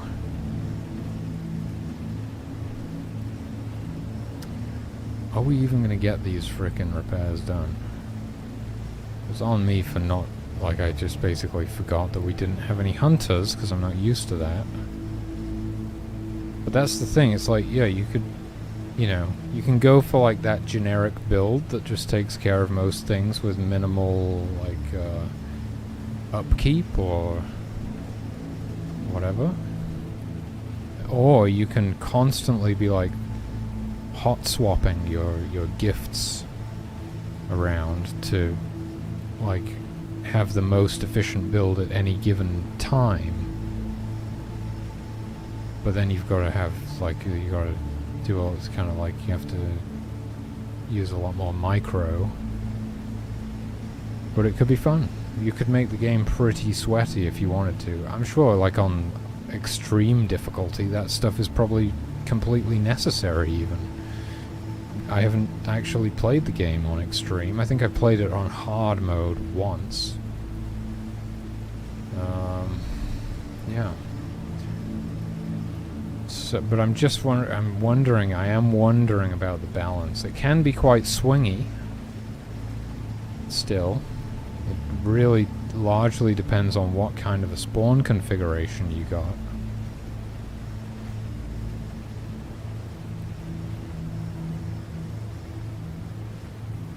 So it's pretty swingy.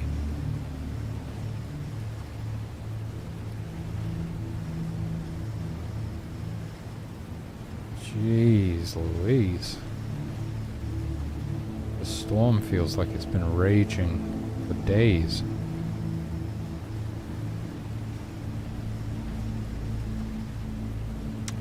So I just sort of wonder, I mean, the thing is, I was going to mention this like an hour ago.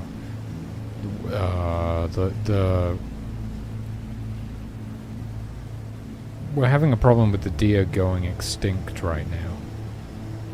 Because they're being overhunted by not only us, but also the wolves and the bears. We don't seem to be doing too bad this time. A good herd of deer there. Another few deer over here. Yeah, another herd of deer there, I think. Yeah.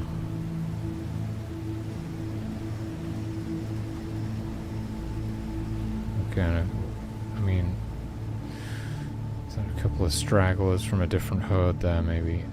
Oh, we got like a few herds remaining, I think, which is not great, actually, to be honest with you. If we did remove one wolf den, it would go some ways to like balancing the combat a bit, so it's a bit easier for the humans to survive. and it would prevent the overhunting of, well, it would help to prevent the hunting, the overhunting of the deer. I don't know if it would be enough to completely save the deer population or anything. The thing is, they just can't reproduce in time before they all get hunted off. The other thing is to, like, if that fails, then I would have to, or if I just didn't want to do that, then I would have to slow down how frequently these guys hunt stuff. And another thing would be to reduce the amount of fur actually needed to build stuff. Those two things could help in this situation, but I'm reluctant to do either of them, really, because I quite like the pacing right now, and you see, it's like, the reason that it's 30 fur to build a tent is because based on how much fur each animal provides, that's the least amount of fur, that's the minimum amount of fur that I feel you could really, we're never going to get this repaired in time. It's the least amount of fur that I feel you could really use without it seeming like an unrealistically small amount of fur to be able to build a tent with. It's literally 5 deer's worth of fur, I think. Is that right?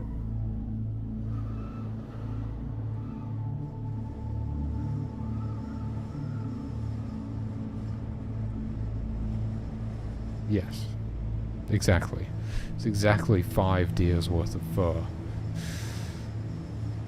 Which is, it's not even enough. Like, how could you build a 5-man tent out of 5 deer skins or whatever? That doesn't make any sense. But when Jonas playtested the game recently, he thought, like, wow, that's a lot of fur. You know, when he was looking at how much fur he needed to build a tent, he was like, that is a lot of fur. That was his gut reaction, right? So it seems like it actually seems like a lot. It doesn't seem like too little fur. But then again, you also have no idea how much fur each creature provides at the beginning of the game. So there is also that. I mean, it's just, I guess all he really saw was 30. What if you killed a single creature and it provided 30 fur? Then it wouldn't seem like a lot anymore. So, I don't know. But you see what I'm saying? It's based on how much fur the creatures actually give you. It's as low as I felt as I felt I could go without it seeming unrealistic.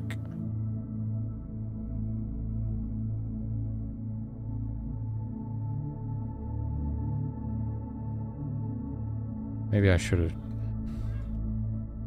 just made that change real quick and then tested it there. Oh my god, of course we're under attack.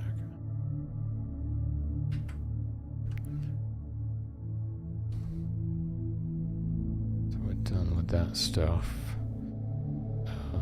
Human. I think this is a pretty easy change, isn't it?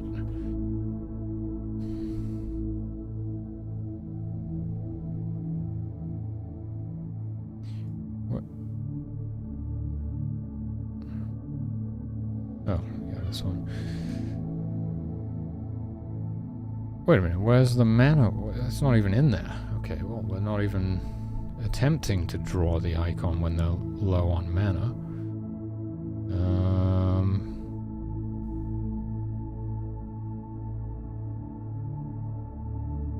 Bleeding? Actually, I'm not sure. Will the... Well, I mean, there isn't really a behavior based on... Do injured shaman prioritize getting healed over restoring their mana? I would assume so.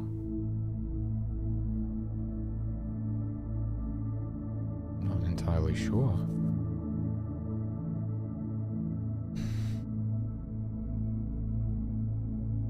Do they? I mean, that's still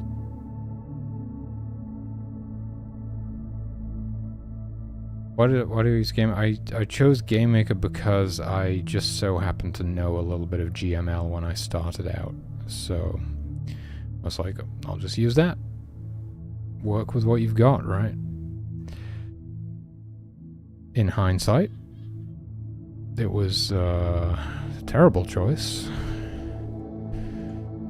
But I'm gonna finish the game anyway.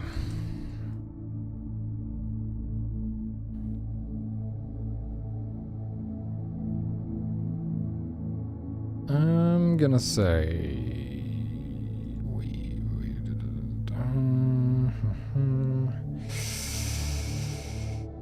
I mean,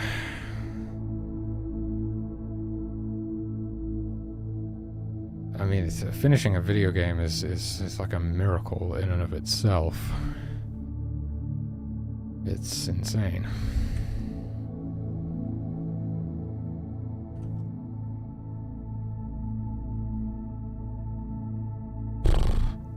I mean, I'm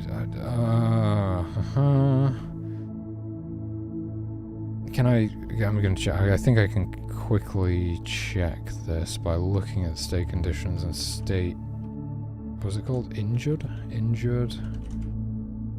Which is when they visit the shaman when they're injured is 781, and then state shroom 7. Oh, okay. So regenerating their mana is it's right there. Is higher priority than getting healing apparently for these guys. Okay. So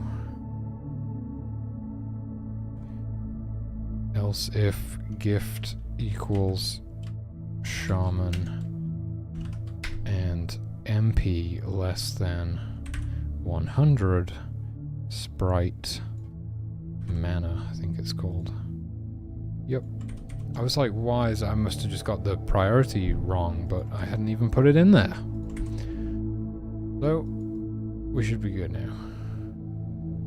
As long as they're alive, they're going to draw the relevant icon. Boom. You know, I can tell you now I'm not fixing any more bugs today, so we might as well crank the version number and go ahead and release this build. Because it's getting pretty late. And I could probably use something to eat. 5.8.7.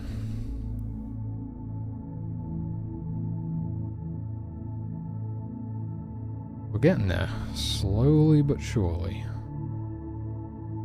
Oh, it's gonna be crazy. Releasing a video game? You out of your damn mind? It's gonna be nuts. Alright, compiling. Yeah, one of the reasons I'm very excited for it is because I've never released a product before. A finished product. I've always done things which involve like showing up and doing the thing. But the idea of finishing something and putting it out there and it's just out there is very exciting.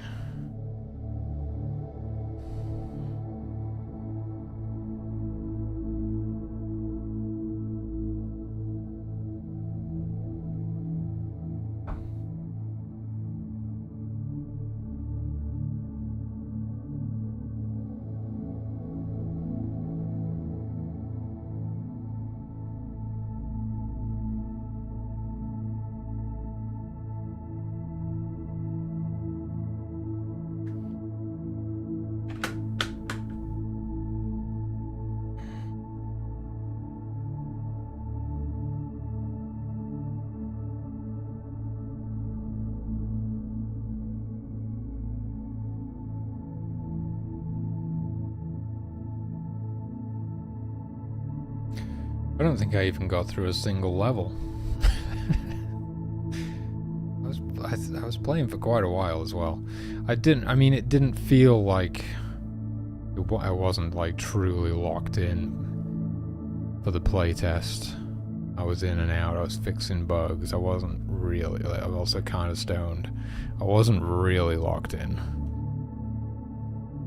Maybe we'll have one of those playtests before the end of the month where I, you know, lock in.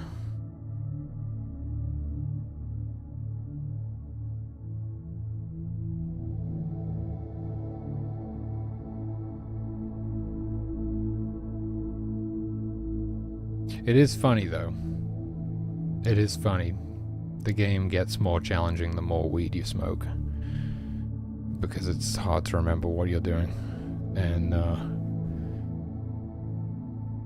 that's like the whole thing, the game rewards your ability to pay attention, basically.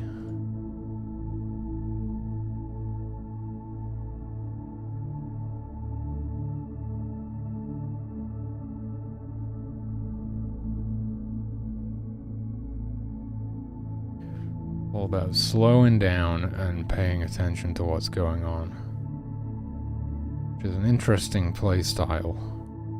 It's kind of different from how many games work, I suppose.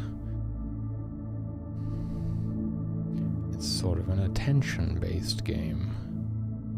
I suppose everything's kind of attention-based in a way. But it's got a very strong emphasis on that, I suppose.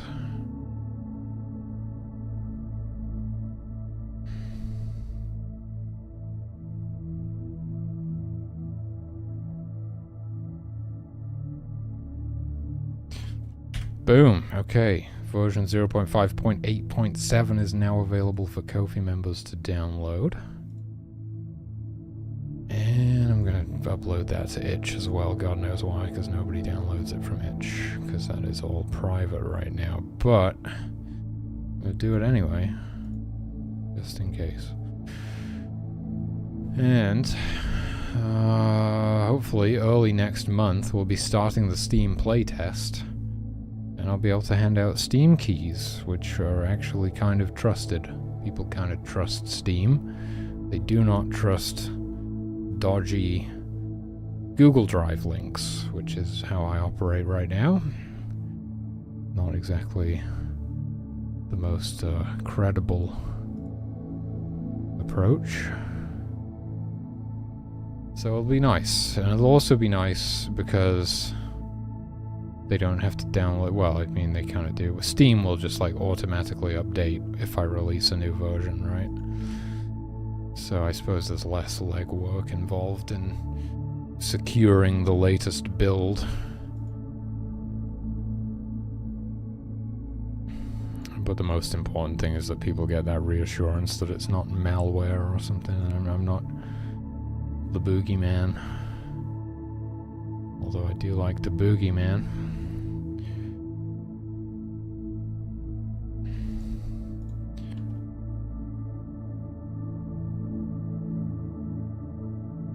Let's see, I knew it. What? Another full set. That picture looks crazy. That thumbnail. Fish have uploaded 2 full sets in the past 2 days. I've already got a backlog of music to catch up on. They're spoiling us.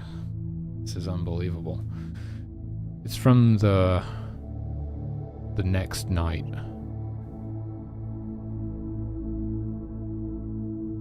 I don't know if it's set 1 or set 2, but that is crazy. So I've got 4, I've got 3, so one of those isn't 2 songs, so yeah, technically I do have 4 songs to listen to, and now I've got 2 whole sets to listen to. Well, at least I know what I'm going to be doing on my day off. I'm going to be listening to a lot of Fish. Just getting down there in the ocean with them and just hearing them out, you know? Okay, well, yeah, I think I'm happy I found those bugs. That's exactly why we playtest. It's amazing that I'm still finding them at this point, but I say, I had no idea just how kind of broken that build was. You just sort of keep marching ahead, and you're adding new features and new features, and then eventually you finally make some time to playtest the damn thing, and you're like, well, this is all completely broken. I shouldn't have been adding new features. I should have been fixing this.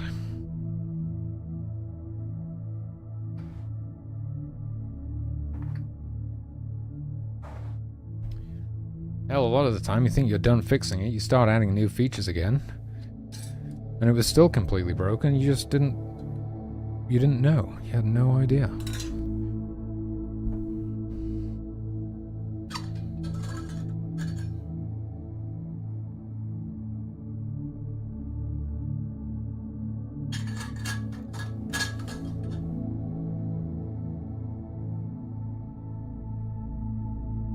I don't have any cat toys or anything to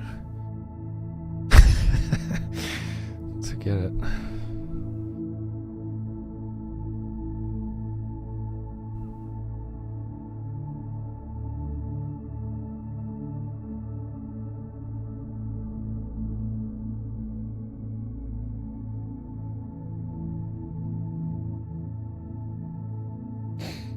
Well, this is gonna be it for me. I'm gonna be absolutely zooted after this. But it's been a great day. Highly productive. Not sure about that drum stream. Not one of my finest. But probably still good for me.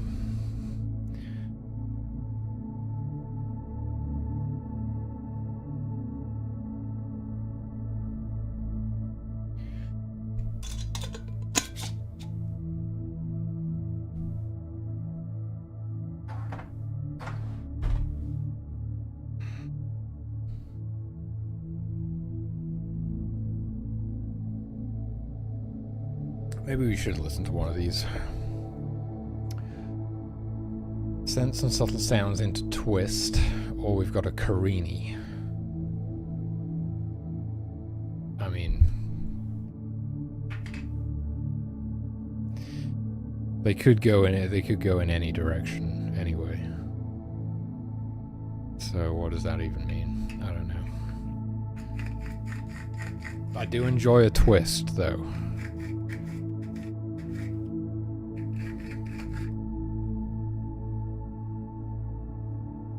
Thank you. Yes, I'm gonna grab another drink right now. What I'll do, I'll polish this one off.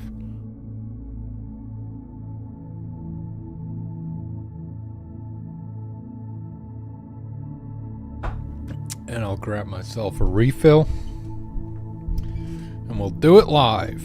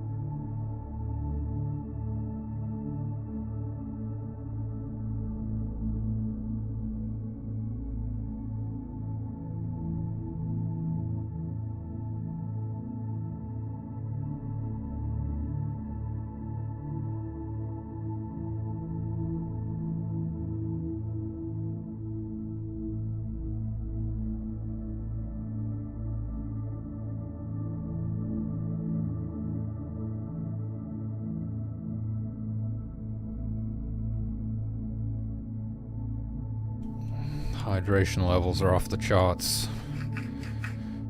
Actually, I wish they were.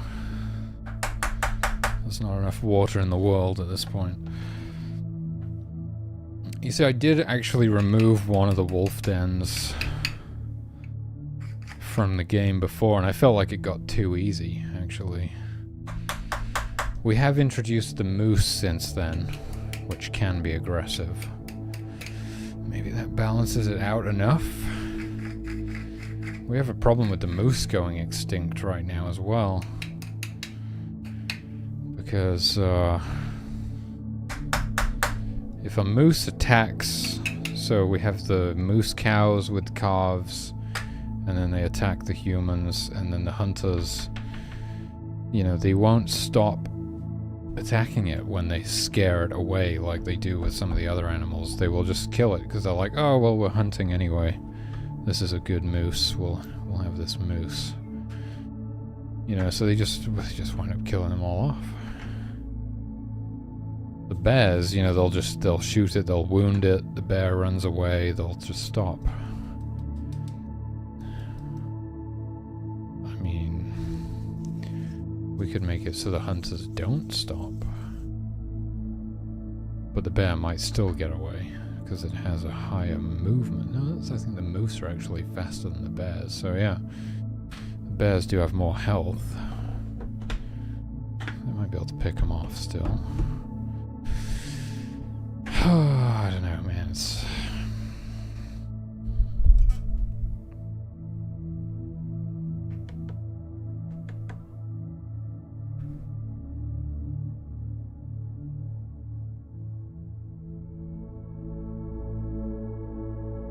I was thinking if they kill the occasional bear, then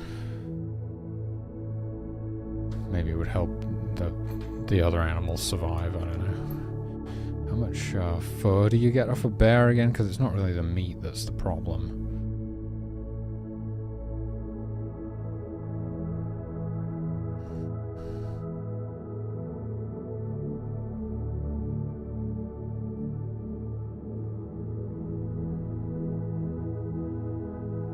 For 2 more than a... How much is it off of a... I think a deer gives... Wait, I thought it... No, doesn't a deer give 5? So what is it, actually 6 deer to build a tent? Because I think the wolves give 6, right? Oh no, wolves give 8? Oh, are you crazy? Okay. So deer is 6, okay. Wolves give 8. I knew wolves gave more than deer, which is just an odd fact. And a bear only gives as much fur as a wolf, which doesn't really make sense. My research could have been wrong again. Maybe it should be like 10.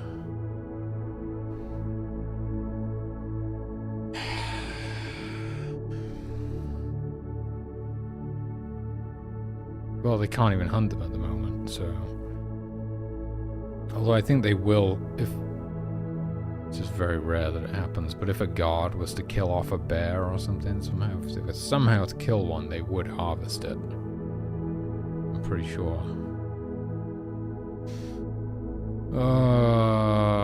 The only way to figure it out is to remove one of the wolves, one of the wolf dens, and make it so the hunters also kill bears if they've been engaged with one. Not that they like actively go out and try and hunt them, but if they do wind up in a conflict with a bear, they will kill it or attempt to. And I just feel like a bear should give more fur than a wolf, don't you think?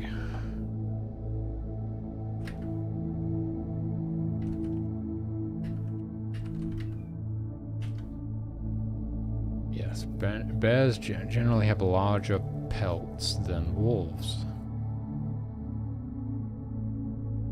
Okay.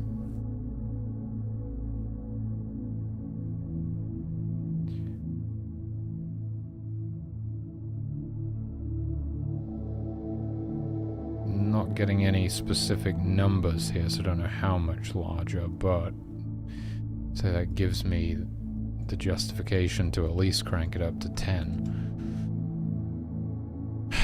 Right.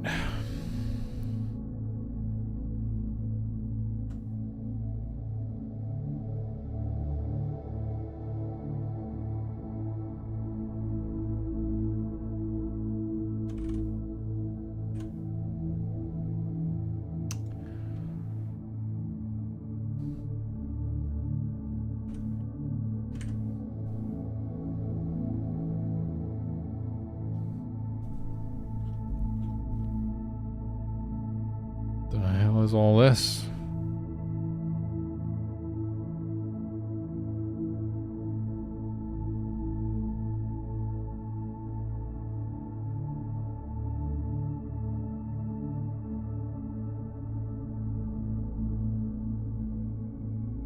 Oh, I think it's no, it's actually part of the defending state. Of course.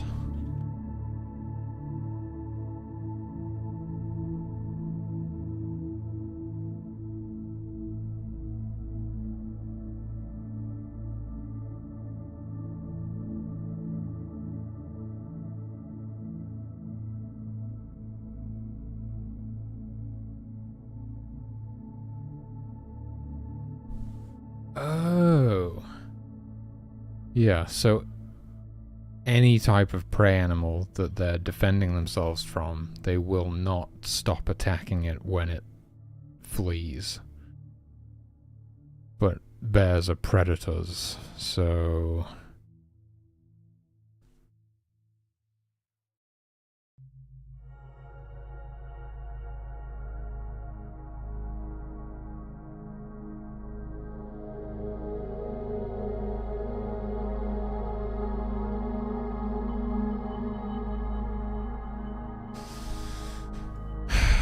you have to do something like,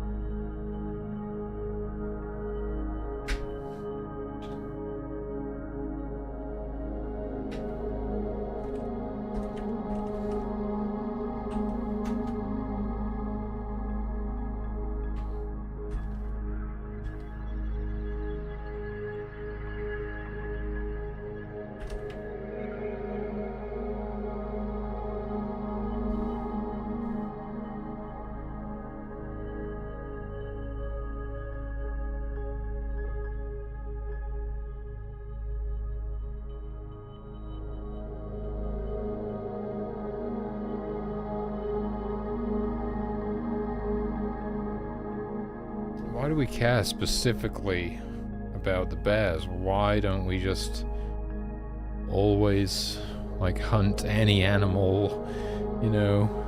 If it's attacking us and we're defending ourselves from it, why don't we just try and kill them off, even if they're running away? Because that's... as long as we're in a hunting party, we were hunting anyway, and here's an opportunity to hunt something. Why don't we just hunt it? You see what I'm saying? It's also much simpler logic. It would be exactly the... well, that would become universal. That would become common to both of these things. Oh shit, did I... how was it originally? Did I delete too many brackets?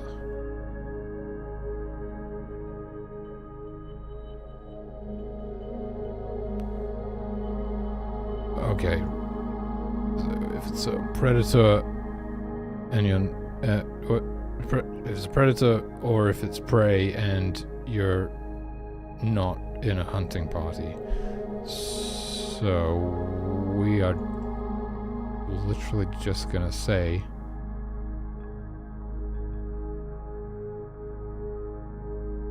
if your target is fleeing and you're not in a hunting party, right? That is it.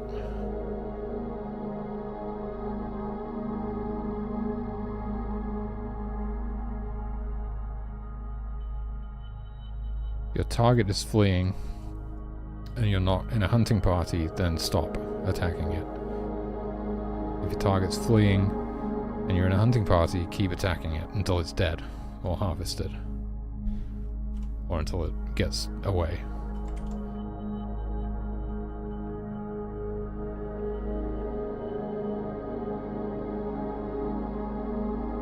Okay. And do we remove one pack of wolves from the map? Oh, I don't know about that. Like I say, but this is me, obviously, like the developer of the game. It seemed too easy for me, which is usually probably means it's actually fine for, you know, first-time players and things. So this is why we need to do the playtest, because I'm no longer, like, I just can't be trusted anymore. I think it's all too easy and it sucks, basically, at this point, because I've played it to death. But you put it in the hands of a brand new player, and it's a completely different ball game. Oh, man.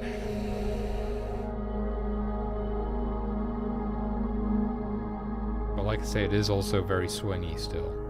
Like, I think we got a particularly hard spawn there.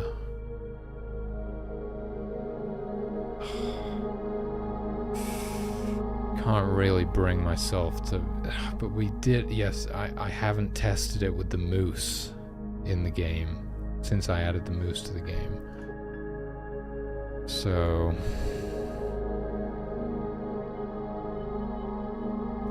I just need to, I would need to test it over again, and I'm not doing that tonight, so I think I'll just put this build out for today. I'll make a note about this. Wasn't there one other thing? Oh, I think I did it, didn't I? Did that. We did that as well, didn't we? Jesus. Waste. Okay.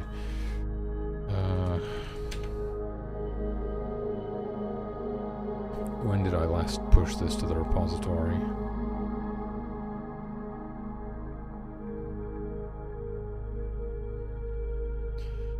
Carini had a lumpy head. I think I'm gonna listen to that Carini. History.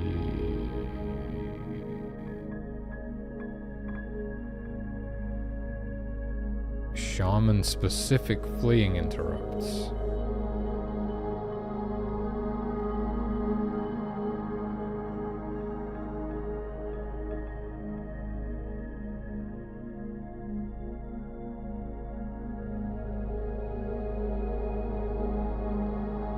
I feel like I already pushed those previous water bearer changes.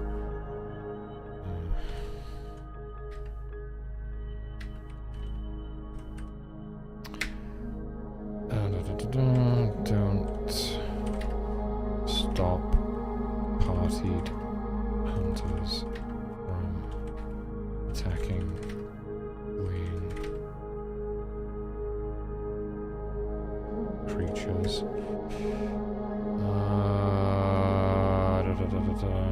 Increased from 8 to 10. Fixed hunter.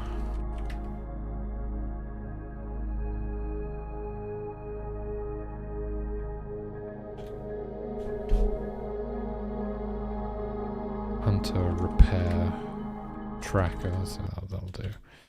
Oh.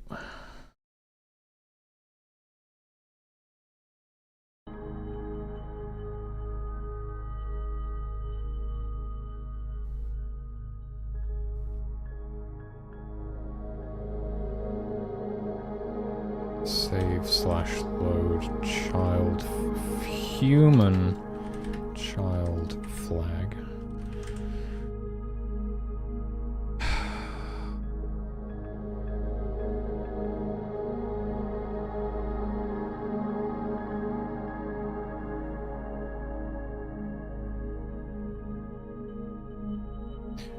We're good, right?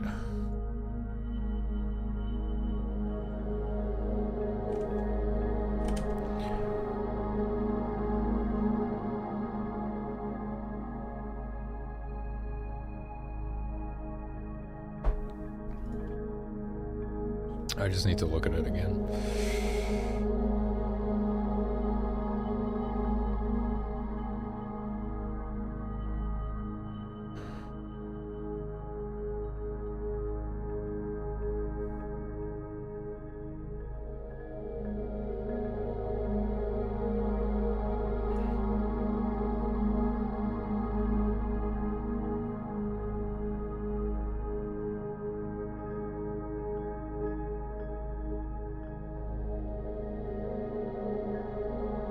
Okay, I think I can push this to the repository.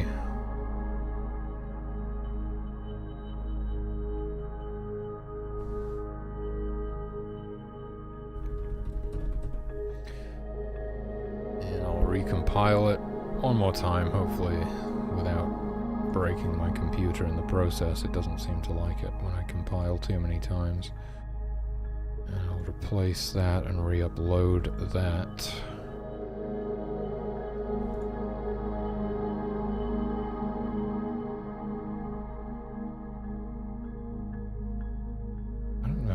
Itch has a dark mode. I get flashbanged every time I open Itch. I'm probably going to be lagging. But it's like, yeah, it's just... I think because I'm streaming at the same time, if I compile too many times, then I get these lags until I restart the computer.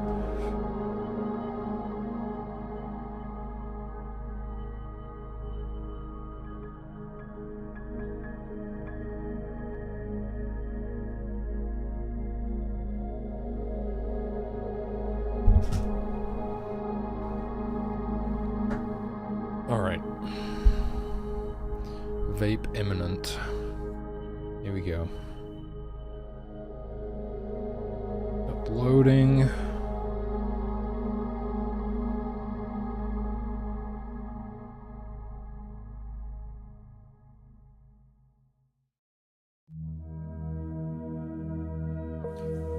The only way to play the game right now is to become a Ko-fi member and support the development of the game.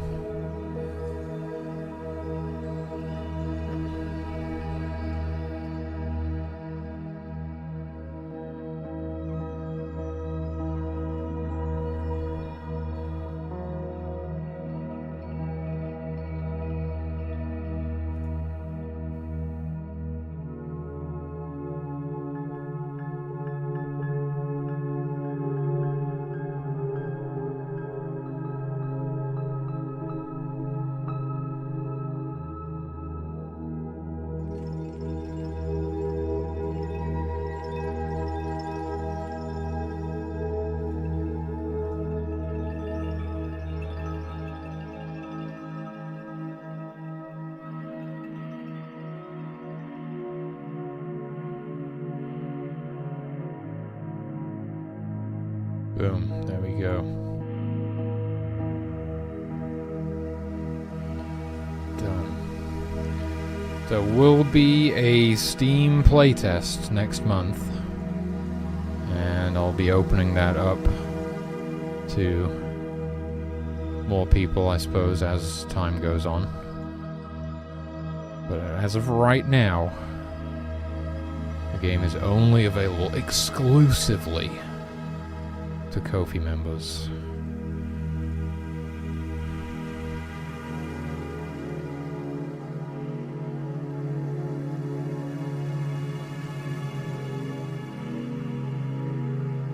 Okay. We are done. We're done. You're done.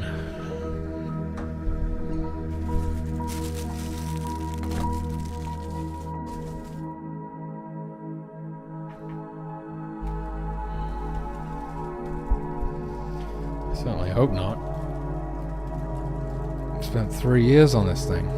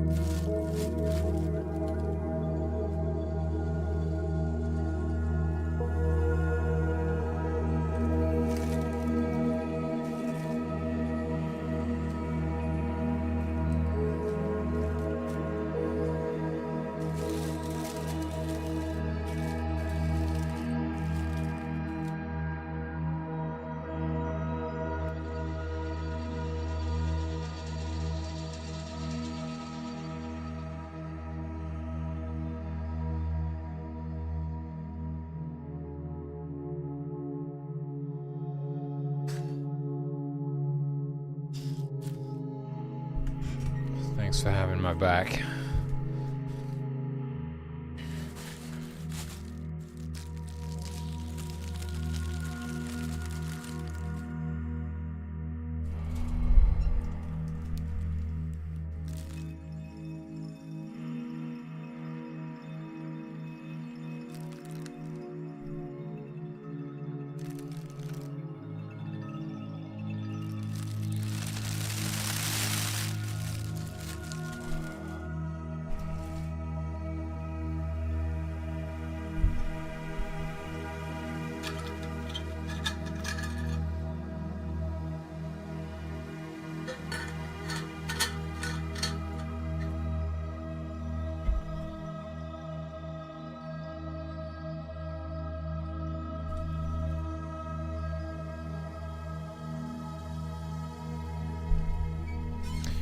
Okay, let's go. Sorry, meditation music.